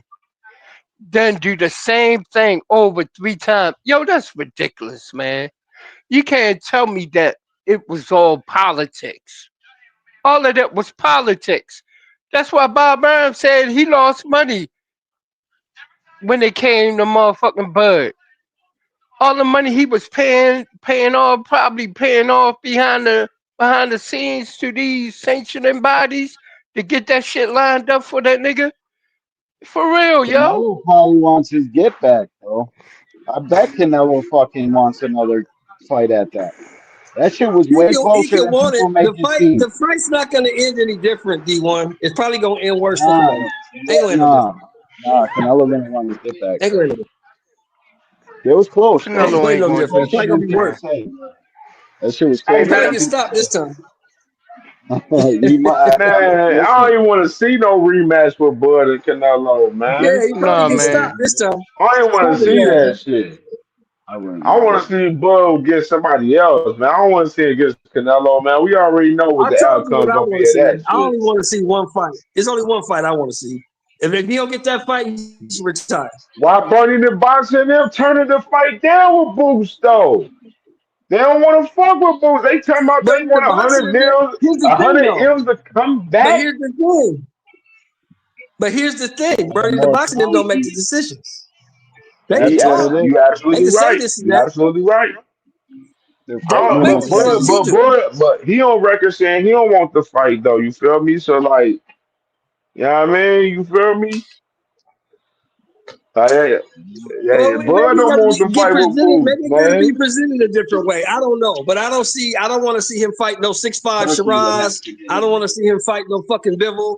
I don't want to see him You fight don't no want you don't goddamn want to Benavidez. I don't want to see none of them you don't stupid want to ass fight. fighters. You don't want to see Bud fight the winner of Janet Becker Law. Hell no. Oh yeah, Laura I see Old and that. Janet Becker's Okay, trash. I don't want to see that shit. I'll watch that. I Yeah, definitely Janet will. Becker trash. I want to see Bud Crawford versus Jerron Boots Ennis. That's what I want to see. Hey, that's the really motherfucking Bud fan I done heard say some shit, bro. Everybody I else, they want to gonna see say that. everybody else. They don't even say they don't. Motherfuckers won't say I want to see Bud fight Boots, but I don't hear it. That's the crazy part. D1. I don't hear enough Bud No, Crawford fans. Hey, David Lynch, bro, you. I don't you know hear what enough they Bud do, Crawford bro? fans say that they want Bud to fight Boots. That's No, the they won't. craziest shit I They just No, found shit they out, won't. on bro. they I shit don't on They hear it Boots that all won't. day. much. They all they do is shit on Boots I all day, bro. Try want and make him seem like a Boots. shitty They fighter. say he can't beat Boots. I want Boots. They say he can't beat him. I want him. It's Well, you terrible. gonna have to talk to Bud ass because that motherfucker like he was emphatic. I have no. He was like I have no intentions on fighting Jerron in this. And then next thing you know, the Now motherfucker what? forget that Now he I'll tell even you said this. that shit. I bet you the motherfucker came with 75 million. He fight that nigga tomorrow. Tomorrow. Now, Man, let me I'm get y'all gonna let me have get a y'all phone call. insight. Let me switch gears real quick. Let me get y'all insight about man Carissa, man, with the tank shit, man. Talking about she think Tank retiring, saying that it's bullshit. You know what I'm saying? And Tank, he on some scary shit. And but at yo, the same time, she said he'll beat everybody except Shakur. Like David my Lynch, you go ahead and my cook up thing on is that, like, man. when my did he bad, say yo. what she said? Like, oh, and then he said, oh, they want Peace to went fight. I'm upstairs. retiring. Like, what? He never said that shit. He never said flat out, Bro, flat out. this is thing, D1. They be bro, like we talked about it on Dean. He talked about the same shit. Like these motherfuckers literally they'll look at a tweet for Tank, but then Tank could be saying a whole nother shit to another motherfucker, bro. Like, bro, these fighters are fighters, bro. They don't know anything else but fighting right now. Exactly, They, bro. you know what I'm saying? Like you can't read into context when these fighters talk about they return because multiple has done it in recent time, and I'm gonna continue to Yep. say that.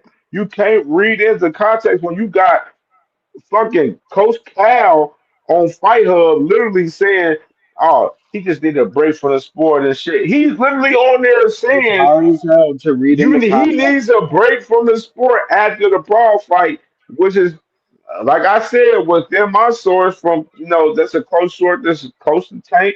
He said the same shit that he just Bro, needed a break from the sport because then you got motherfuckers hating. Well, like I said, just imagine if you wake up in your day and you go on Twitter and you a motherfucker got over 1 million fucking followers or close to that or whatever, and you got all these mentions on your shit. You wake up to all these motherfuckers hating on you and all of that shit on fucking Twitter, bro, Facebook, Instagram, YouTube. You see all of this shit. That shit play a fact with all of the fighters. That's why, like, So you I saying don't like to. that the I niggas is don't want. working them? Hold on. Is that what you saying? Hold on, Shell. I want to make this. I want to make this point real quick. I want to make it known, like.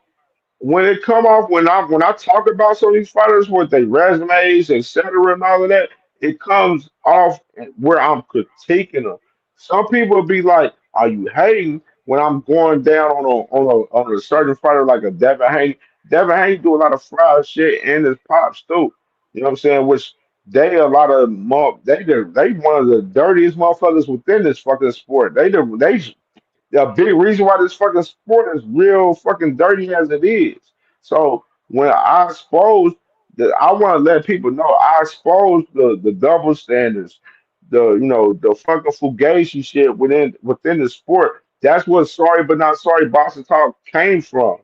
You know what I'm saying? We started with being unapologetic about our content within the boxing space and exposing some of the lies and the fugazi shit within the sport, along with bringing up the facts and elevating the sport for us talking about the sports. I don't even like talking about the bullshit with the drama and all of the extra shit for real.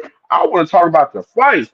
But a lot of the fans want to talk about the drama within the sport and all that shit. So we bring that a part of the game. And that's just a part of the game with us being content creators. You feel me? Do you want to know? Hmm. Straight up, when they come to Carissa Shields, yo, I'm going to go back there, yo. You know what time it is, yo. You know what Man, time it Carissa is. wildin', bro. She should, her crazy ass sweet old motherfucking Tank, yo. You know she trying to holler at Tank. Tank ain't trying to mess with her, yo. And she Man, know it. but see, it's So then Carissa, she want man. to jump She out she need to there and worry about. She's defend worried about the wrong shit. Shakur. Yeah, Like she worried about the wrong shit. she Like need to worry the about thing getting a is, fight so she can get she some knew goddamn money. she knew within that interview, she knew that her biggest moment was gonna be her talking about Tank. Even Gilly and Wallow knew it because they posed the question. They already know. We asked about Tank. That's the biggest topic in boxing. As far as him and Tank, him and Jake Paul, we gonna ask her about it. Yeah, we know we're gonna get a crazy response from motherfucking Clarissa for sure. And Clarissa, she went viral. But the thing is, with the take that I got with it is, yeah, I'm with you for us. Tank, hell no, he should retire after this fight with Jake Paul. I'm I'm for that. Cause I'm like, hell no. Tank ain't about to end his career out fucking fighting Jake Paul, man. This ain't about to be the last fight. I'm all the way with that. But same time, when you believe into the context of what should be going on, I don't really be trusting a lot of shit with Carissa. Carissa already always had biased takes on Tank due to the fact that she rock with Shakur. She fuck with that side over there. You know what I mean? So like that's just what it is. That's just the facts of that shit. Yeah, she rolling with them B-side motherfuckers. Man, big time, Plain and girl. simple. She Big with the time. B-side. Sam She Ironheart was good, my brother. Was popping, bro. What's up, son? What's up with it, man? Same old shit. Same old shit. Man. Same old shit, man. Boo's getting hated on like he damn near Tank now. You know what I mean? Tank getting hate daily You at know what per that boots, usual. you know what that boots hate is called, right? You know what I'm saying? There's actually an organization for it. It's called CPS. It's called the Crawford Protection Service. You know what I'm saying? So what we do, and what you do is you discredit a great fighter that, you know what I'm saying, that you see that ass whooping coming toward, whenever you see an ass whooping coming towards Nebraska, you do your best to downplay it and try to put up a smoke screen so that they don't make that fight. You know what I'm saying? You call them an average hmm fighter. You know what I'm saying? You know all that bullshit that we know is not true because we see what we see. Ain't none of them snacks, mother. I ain't hmm see them. I ain't see them eat enough snacks to get a first round knockout on nobody, especially not an impressive one. Not even on the, not even on the barely respected opponents that they facing already. You know what I'm saying? So it's apparent that they see what's his name as a threat. The same way Bud tried to say that Canelo saw him as a threat when Canelo first dismissed him. That's the same thing he's trying to do with Boots right now. And the only thing is hmm that The only thing is that Crawford does have a generally dumbass fan base that they can be convinced to push the narrative. They won't urge him to take the tough fights. They'll say, yeah, Boots is, Boots doesn't deserve a shot and so on and so forth. They'll create the idea that, that Crawford has some type of imaginary status that eliminates him from the obligation of, being a champion. True that. True But that. And they go for it. That's what I see with the Boot situation. Like, I mean, we all know what we see with our eyes. We've never seen that in Crawford, but and that's not even to discredit him. I'm just saying, like, in general, we haven't seen that in that man. So we want to see you live up to some of the hype. You know what I'm saying? You got all these belts and so on and so forth. This is the plight of being a champion. At some point, there's not going to be nowhere safe to run. But if you chose to be champ, you shouldn't be looking for nowhere to run anyway. You should be expecting everybody to be coming at you because you at the top of the mountain. All roads lead to you. What does that man be a fighting champion? You know what I mean? You need confidence for that. Yeah. So maybe there's a lack of that. That doesn't allow some champions to be fighting champions. Some champions have created this facade where they think that they wrap enough belts around them that's going to protect them from the ass whooping on the other side of those belts. Oh yeah, that's definitely what the case is. That's definitely what the case is. Yeah, And that they weaponize yeah. It's disgusting, man. That's why they up there always talking about legacy. Bro, the It's like the legacy punch talk, word bro. for the Like, day. I literally said this other day, man. Like the whole legacy shit. Then like this would have been pissing me off recently. The lineal talk, like all the lineal talk, Oh like man. mother's like, oh, Josh Taylor, he was lineal. Bro? Nobody want to check him for Josh Taylor, bro. He fought a washed up Regis Prograde. We know Regis Prograde wasn't like that, man. They was in a whole tournament over there, and that tournament was trash for real, bro. Because none of them guys became stars out of that tournament. None of them became stars. None of them. Josh Taylor, Regis, when they fought guys that was up in their level, they got washed. I'm just saying in general, bro.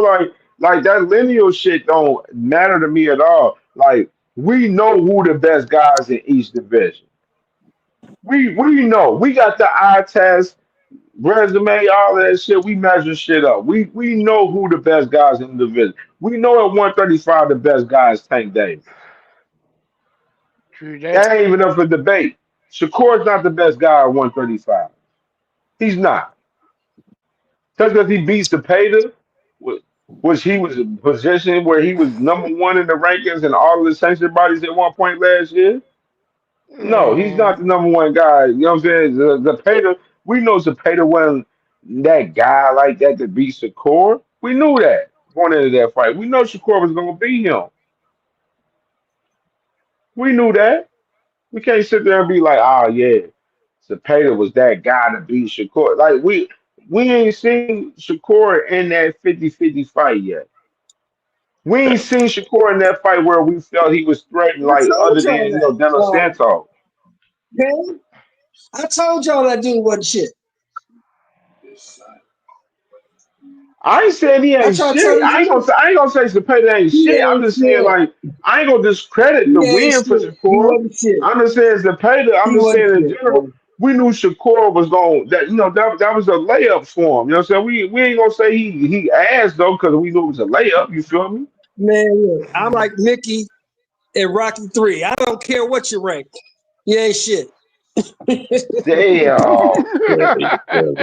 Damn, you just shit on Shakur win like that, dog. That's what I He's don't a like color about rock. that, man. I don't even want to discredit You Nah, don't but I'm get saying credit though, for but beating. this the You don't thing. get Yeah, Shakur yeah, credit shit for on playing. Shakur. but at the end of the day, you right though. You right, because Shakur, You don't get credit bro, for beating motherfuckers you're his supposed resume to beat. ain't like that. But then everybody put the whole case on Tank, be like, oh, Tank resume ain't shit. He ain't fought nobody and shit. And then we real ones. We looking at the sport. We like, man, Shakur, what the fuck? We looking at his resume like, man, his resume ain't looking good on Shakur.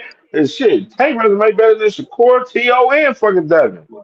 Oh yeah. But You Shakur don't shit get on his credit. own. It's real. Shakur shit on his own performance because he gave himself a 3 out of 10 for the Zapata fight. You know what I'm saying? So it's like he basically said that he ain't try his best. Hey. He said he ain't go to the gym. You know, like he said he stayed at home for the training and all of that shit. Like he completely threw the whole performance under the bus. And from what I remember, he was saying that was going to be Yes, the he performance did. That's what he that was said. going to Yup. make him shine. Shakur said he said it was a 3 out of 10. Mm-hmm. And Now, the Yeah. man So said Sinai, he said he are you trained supposed at to get home credit for the for fight. beating motherfuckers you supposed to beat? The what man was that? Shakur said he said he ain't even Are you trained at the supposed to gym. He get said he credit? trained at home for the fight. Are you supposed to get credit for beating motherfuckers you supposed to beat? Oh, of course not. Of course not, Supposed to sir. beat. Yeah, he's not very good. You're supposed to beat him. Yeah, y'all remember that? They're Yeah, supposed what to y'all think lose. about this You're fight supposed to But this though? is lose the to thing Taylor. though. No, but the narrative initially was that Cepeda was a killer. This was this was going to be a big challenge for Shakur, and this was going to be Now, a who believes that makeup for shit? the De Los Santos performances, for the what's his name, for Who all the believes he mediocre. was any good? Who Was believes De that? Los Santos was any good? Who believes De Nah, Los nah, Santos was nah, any no. good? I'm saying let's not look. Let's not get into the side notes and all of that. The point is that Shakur was hyping himself up, and then he put his own foot in his mouth by Oh, saying okay. I that. see what you're saying. You I know what I'm see what you're saying? saying. Mm-hmm. What y'all think And about this so, tweet right here for Shakur right here, man? He talking about pound for pound. You know what I'm saying? A lot of people feel like he threw a slight at Boots on this one right here. and He if said, he "But what did he did, say? What's the tweet? I'm Man, old. I can't read that. What did he say?" He them said motherfuckers. he said pound for pound, I'm gonna beat the man at 140, get the Ring Magazine belt, and laugh at all who doubt it. No tune-ups, no fights to get comfortable at the weight, just big balls and big dreams. Okay. that Salute to sounds my like brother. Well, you know Salute to what? my Then brother somebody needs Cash to go Sports prove in it the wrong. building. If he said that, somebody needs to go prove his ass wrong. You think it was a slight at Boost though? Man, you know they ain't I gonna don't care make no who it was a fight slight with at. Pound nobody. for Prove me pound wrong, right nigga. here. This is a tweet right here from I'm Pound for pound for Pound pound, on nigga. Twitter Prove right me here. wrong. Say I'm He not. said he Say I'm says wrong. Pound for Pound said he sneaked this Boost. It's cool, haha. He be over there with Andre Ward, Bud, Bernie, Bomac, Go back. and they whole team, and they Mm-hmm. all probably be talking mad shit about Boost. Shakur mm-hmm. chose his side. He riding with them. Just say it and call it a day. Send your shots direct, and he tagged Shakur name to it. all that nigga out. And then Shakur, he responded. He said, "Big cat, but okay, whatever you say." That shit don't even sound genuine. Like, man, dog. Like I said, man, this should be making me mad, man. Yeah, this How is a y'all pound don't for see? pound nigga. Really. How y'all don't hear and see the fraudulence of certain niggas on just even on their Twitter? Even when you read in the text, you feel the fakeness, and it's like, yo, ain't no way you wasn't talking about dude. I don't even see what the point is for talking about dude. Once again, this is what's them 3 letters? CPS. It's the CPS agency right here in action. Him trying to Mm-hmm. because Shakur Boots ain't Shakur's not about to move up and fight Boots. Boots not about to move down to fight Nope. Shakur. There ain't no fight that could be made. The Nope. most that could happen from this tweet if by directing this at Boot, the most that can happen is that some weird ass fan base of his begins to say, yeah, Boots didn't look all that, or yeah, Boots need those tune-ups. Shakur going the Mm-hmm. hard way. Like, they try to create that status, trying to separate one from the other, trying to separate tiers so that they can stay safe from that ass whooping coming from Philadelphia all the way over to Nebraska. It's coming. That motherfucker can't run. Tell him, Mr. Shelton. Mm-hmm. Get Crawford on the phone. Hey, Find him a set of balls. hey, You know what I'm see saying? it Then Ironheart. find him a set of Tell balls. them niggas, hey, tell them niggas don't talk about it. Be about it. Meet me at 60, nigga. I Go beat said them that niggas at nigga, 60. yo, Meet me I there. said that motherfucker Go was beat them niggas at supposed to, 60. Meet me there, and I'll come whoop your ass. How about that? that Hey, yo. motherfucker, that Really? motherfucker let Bud, me hear David Lynch. David Lynch. Let me hear you real that quick, David Lynch. motherfucker Bud, soon as he won the belts from Earl Spence, was supposed to go ahead and fight Boots at 147. No, that Wasn't no motherfucker money in said, it, Dave. I'm gone. Wasn't no money in it. Did like he That did man went at to Wasn't no money in it. 154. No. This is what happened, Mr. Lynch. He dropped 3 belts. He said, fuck that. Get these belts off of me. Because this was this nigga's Mm-hmm. after. Leave him the belts here. Leave the belts here. I'm going to run over there. Went to Mm-hmm. 154. Got a belt over there. Herb Boots might have been coming to 154. Ran to a whole other division. Oh, no, pardon me. Hold on. Nah, yeah, I said it wrong. He chased greatness. Yep. He chased greatness. and somehow escaped Boots once again. Chasing greatness was a safe way to say I'm ducking Oh everybody shit. else. Hell yeah. You know what's Know so what I'm funny saying? about Like, Motherfuckers. this, bro, Charles? I You know know what's a so smoke funny? screen. Because I'm listening to I know a Ironheart, smoke right? show I'm when I listening to see Scott one, bro. Ironheart.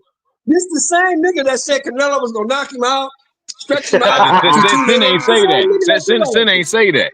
You can't find no stream where What Sin did you say? said that. I'll tell you exactly what Sin What said. did you say? Sin What said did you in say? order for Crawford to win, you had to see a version of Crawford that you never seen before. And if you watch Iran Barkley versus damn James Toney, that's the version of that's what you would have to see in Crawford. You would have to see what James Toney did to Iran Barkley. That fight literally So played out just what like did you that. see? That's So your. what version did So you I'm see? not just it shows that I'm not just a hater, but I'm a very knowledgeable nigga, and I left a reference point for y'all to look at so that y'all can see that Well, I'm this asking ain't you, just knowledgeable regular nigga, hate. what This version is did hate you with a see? cape on it. What version did Hey, you my nigga, see? this is hate with a What cape on version? it. This is super hate, but knowledgeable and it's effective. It's knowledgeable and it's effective. You can't take me off my square. I stand on a strong foundation. No, I'm saying, Straight what up. version did you see? Did you see the version you need to see? Was No, that no, enough for you? y'all saw the version y'all needed to see. That's the only way he could have won. He Yep. wouldn't have won Bud no other that way. one. The version that beat the version that Rob Madrimov wasn't gonna do it. Nope. Y'all never seen Crawford box like that. Y'all never seen Crawford box like that. Stick and But move. guess what? Stick and move. Guess And what? he did I good. tell you what. And he did good. I respect his performance. That take a lot coming from me, of all people. And I I tell respect you that what. performance. If He Boots, really did do if well in Boots that fight. moving, and if Boots move his punk ass up, he can get that same performance. How's he? Now, how was he the punk ass when Crawford didn't running? Crawford vacated 3 belts in 2 weight divisions. Hell yeah, to get away from that nigga, man. 3 Oh, belts yeah, in I knew 2 I'd weight get you with that one. divisions. Hey, This is epic. Sid, I knew I'd get you with that one. I knew I'd get you with that one. I knew I'd get you. Hey, look. Don't start your shit, Mr. Shelton. Did No, they no, I take that want to see 54 it though. belt That's the from him only fight. yet? I just told Dave that's the only fight I want to see. I don't want to see shit else. I want to see Boots Crawford. I don't want to see Hey, shit that's a else. real one That's the right fight I there, want. Nah, boy. this is That's a what I real say. one. This is what I say. I go beyond that. But like I said, you see that the road has gotten tighter and tighter. Now, Yeah. the only respected fights that Crawford could take, the only respected fights that he could take, if he didn't take Boots, would be the rematch Errol Spence or the rematch Canelo. He got to take a hard fight. There's nobody else's name he could throw in the mix to make Shit, it that's the just as only way he gonna exciting. if he. There's- That's the only way he gonna be able to make some good money if he really wants for real. They're not gonna It ain't accept. gonna be Nobody's gonna Earl. We accept know another that. It won't Abination. be Earl. So it'll be the rematch with Canelo, or he gonna have to fight David Benavidez or Bevel Nah, or that motherfucking don't even Boots. make sense. That there's no draw there. There's no Boots gonna make monetary him a draw, hundred. and Crawford to get killed.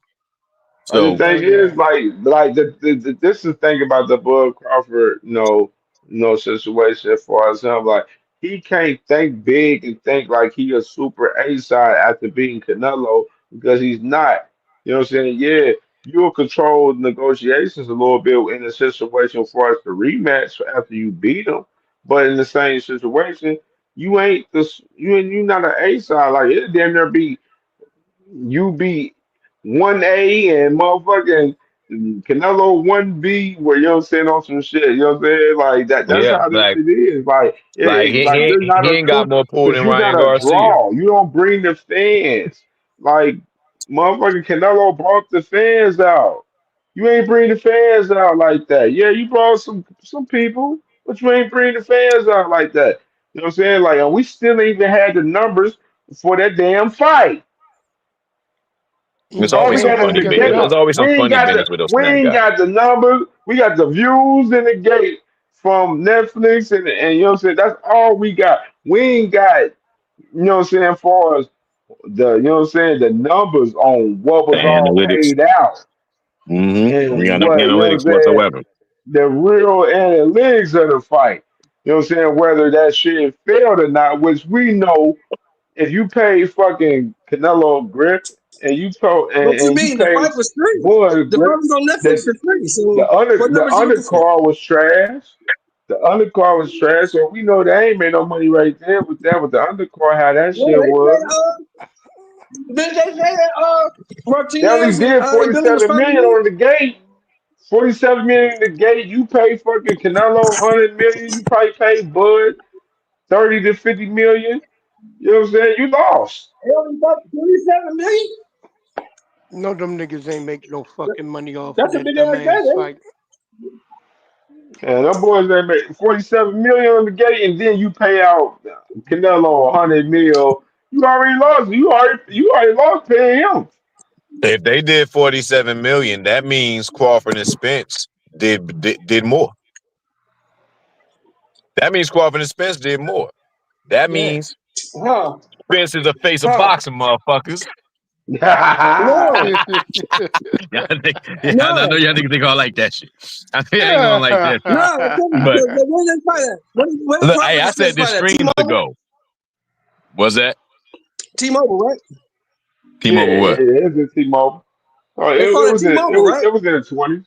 I think it's in like I think the gate did like 20. It was in the 20s, like between 22 mil type shit like that. Yeah, yeah. It was a small vendor. Yeah. You know what I'm saying? Because it's smaller, but like it. But you remember Earl wanted that shit at AT&T. Bud didn't want it at AT&T. He wanted to be a neutral ground. Yep. Mm-hmm. Soft ass nigga He ain't didn't even want had some no Texas right, niggas yo. trying to bust at Pissed him. me off, man. He didn't want some Texas niggas trying to bust at him after he whooped that nigga ass. Mhm. Shut stupid.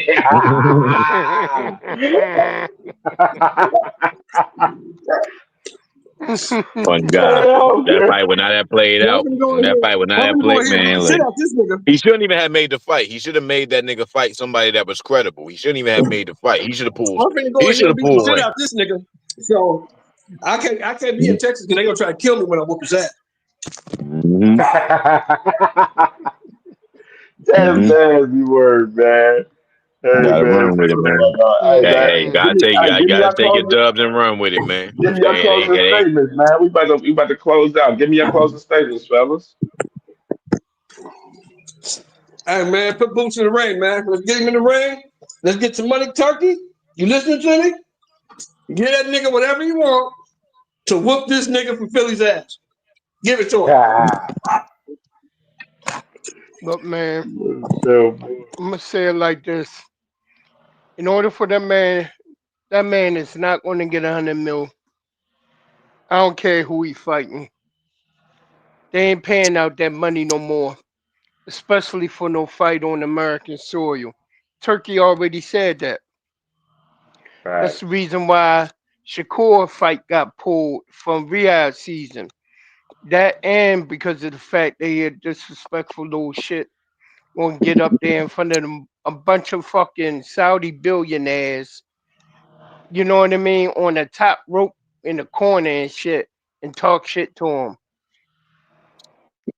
They ain't gonna Damn. call them motherfuckers towel heads. That's why he made his ass apologize and get on his knees basically. Yeah, he Damn, made who him didn't he catch all humbled that? made him get on his knees, humbled his little ass. You know Mm. what I mean? You know they not gonna get, but they ain't getting that. You know what I mean? He in the room for 9 hours in the back room. Let me go ahead and say it. He's in the back room with a bunch of Saudi men for 9 hours negotiating. Nasty. That's some crazy shit, yo. He Nasty, in boy. there by his damn self, yo. Where Bernie at? He couldn't even take his sidekick butt fuck boy with him. You know what I mean? Sirs up. What type of Straight up. business is that's some craziness, man? You That, know that's what I Nebraska. mean? That's Nebraska business. Mm-hmm. That's how they do over there. Shit. That's what That's I why heard. Shakur over there trapped. But then again, he not trapped because that's where he want to be in the first place. He gonna stay over there. He gonna end up when they do whatever they do with this TKO thing, be one of the so-called ring champions. You know what I mean? And they're gonna have these motherfuckers fight all year long in the round robin tournament in order to get the chance to fight one of each of their champions, ring champions. You know what I mean? From each different division. Trash. That's some we Right, gonna man. make That's boxing some better. trash ass shit. Yeah, that's some That's some bullshit, trash man. ass shit, man. For Yeah, sure, man. See it, man. What you got on the closing statements, brother? man. Look, all I can say is, if I can sum it up in 5 or 6 words, I don't know how many words it is, but y'all can count it out for me, man. I would just say, tell that hoe from Nebraska stop ducking. Find that man Mm-hmm. instead of ball. Find that man instead of balls, y'all. You know what I'm saying, if y'all could look somewhere, you know what I'm saying, it really anything ball shaped, just send it over there to Nebraska. Find that nigga's address, find a PO box, wherever you can send it to him. Find the snack headquarters. Give him all of the nerve and confidence of all the fans, because he don't have enough of it himself. So he need all y'all to gather up that heart of the champion and go out here and handle his duties. Since he want, what? As a matter of fact, I think I actually came up with a little riddle. What happens if you have a vagina with four and you wrap 4 belts around it? Whoa. What does that make? What does that make? You're a big ass pussy with a lot of belts. Does That's it make it crazy. undisputed? Does it make it undisputed, or does it make it a tight vagina? You know what I'm saying, that's all I want to know. I Y'all got tell the me. answer. You I'll know leave what y'all I'm with That's saying? that. I know the answer. crazy. I know the answer. What's You that? know the answer. You Boots definitely Ennis. don't know the answer. Boots Ennis. Go ahead. Oh, he said See, they see, boots see, in his see, here we go. God. Damn. Hey, look, you know what, Boots Mr. ain't got Shelton? them belts. He trying to flip it though. I'm crying. He trying to flip it. I'm Look, nah, man. Look, I just think, at the end of the day, like I said, I want to see. I would like to see. I'm not. Well, of course, we would never get that, but I mean, well, Yeah, likely I never know. get that. But I would like to see Crawford fight somebody respectable this time. Don't find nobody from Russia, Kazakhstan, Afghanistan, any stand. Don't find don't find nobody that we ain't heard of. You know what I'm saying? Like, now's the time to really earn your respect. You saying you want these big money fights and all of this other shit. You know what I'm saying? Like, you can't fake it no more. Ain't no fake it till you make it. It's learn it till you earn it. True Plain and that. simple. You know what I'm saying? And that man got to get out there and earn his keep. But that's all I want to see. Just a respectable fight from that clown. That's a fact. Thanks for having us, Cam True J. I that. appreciate you, bro. You already know, man. Salute to y'all brothers, man. Salute to the family, man. You already know the vibes, man.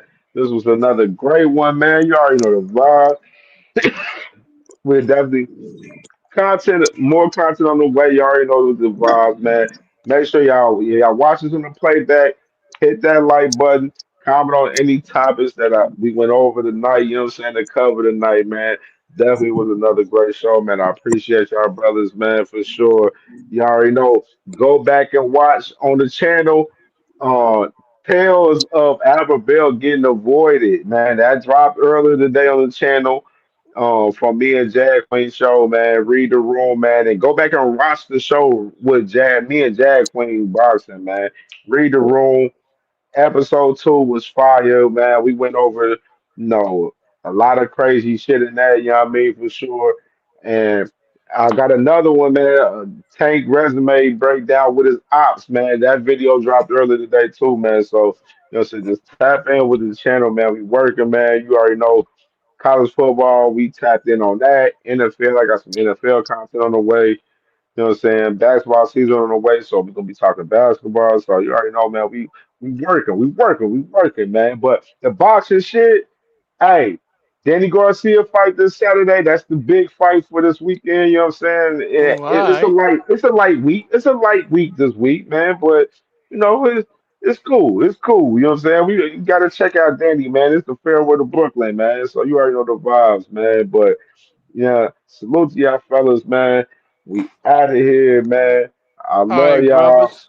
You already know, man. Good I'm job, over there. man. I already know knockout live, so I'm about to go over there and shoot. But I'm fuck with bro. For Yeah, sure, All go right, man. bet. go fuck with You Peace, already KO. know. All right, bro.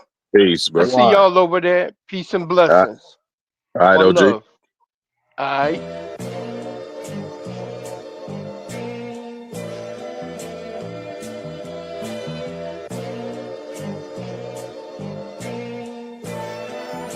All my life I had to be patient. Like Meek Millie, I was dream chasing. Finger to the law when I see haters. Oh, the feeling when you tell your niggas we made it. Ooh, baby. Ooh, baby. Ooh, baby. Ooh, baby. It's showtime like Kareem Lakers. I make a masterpiece, scene basic. No Meek Millie, but I'm dream chasing. Took the shortcut like Anita Baker. I want the bright lights that you see in Vegas. I need a big house with like 3 basements. Drop an M on the whip, think I'm speed racing. Don't know if it's the Transformer or the Green Ranger. My nigga Mac got the beat banging. Young nigga selling crack as a teenager. Had fans playing baseball out here free basing. Having showing off the rings like a Freemason. My mama gone, but I keep pacing. Trying to keep it all together like I need braces. Family calling when they need favors. When I was broke, they was acting like complete strangers. All my life I had to be patient. Like Meek Millie, I was dream chasing. Finger to the law when I see haters. Oh, the feeling when you tell your niggas we made it.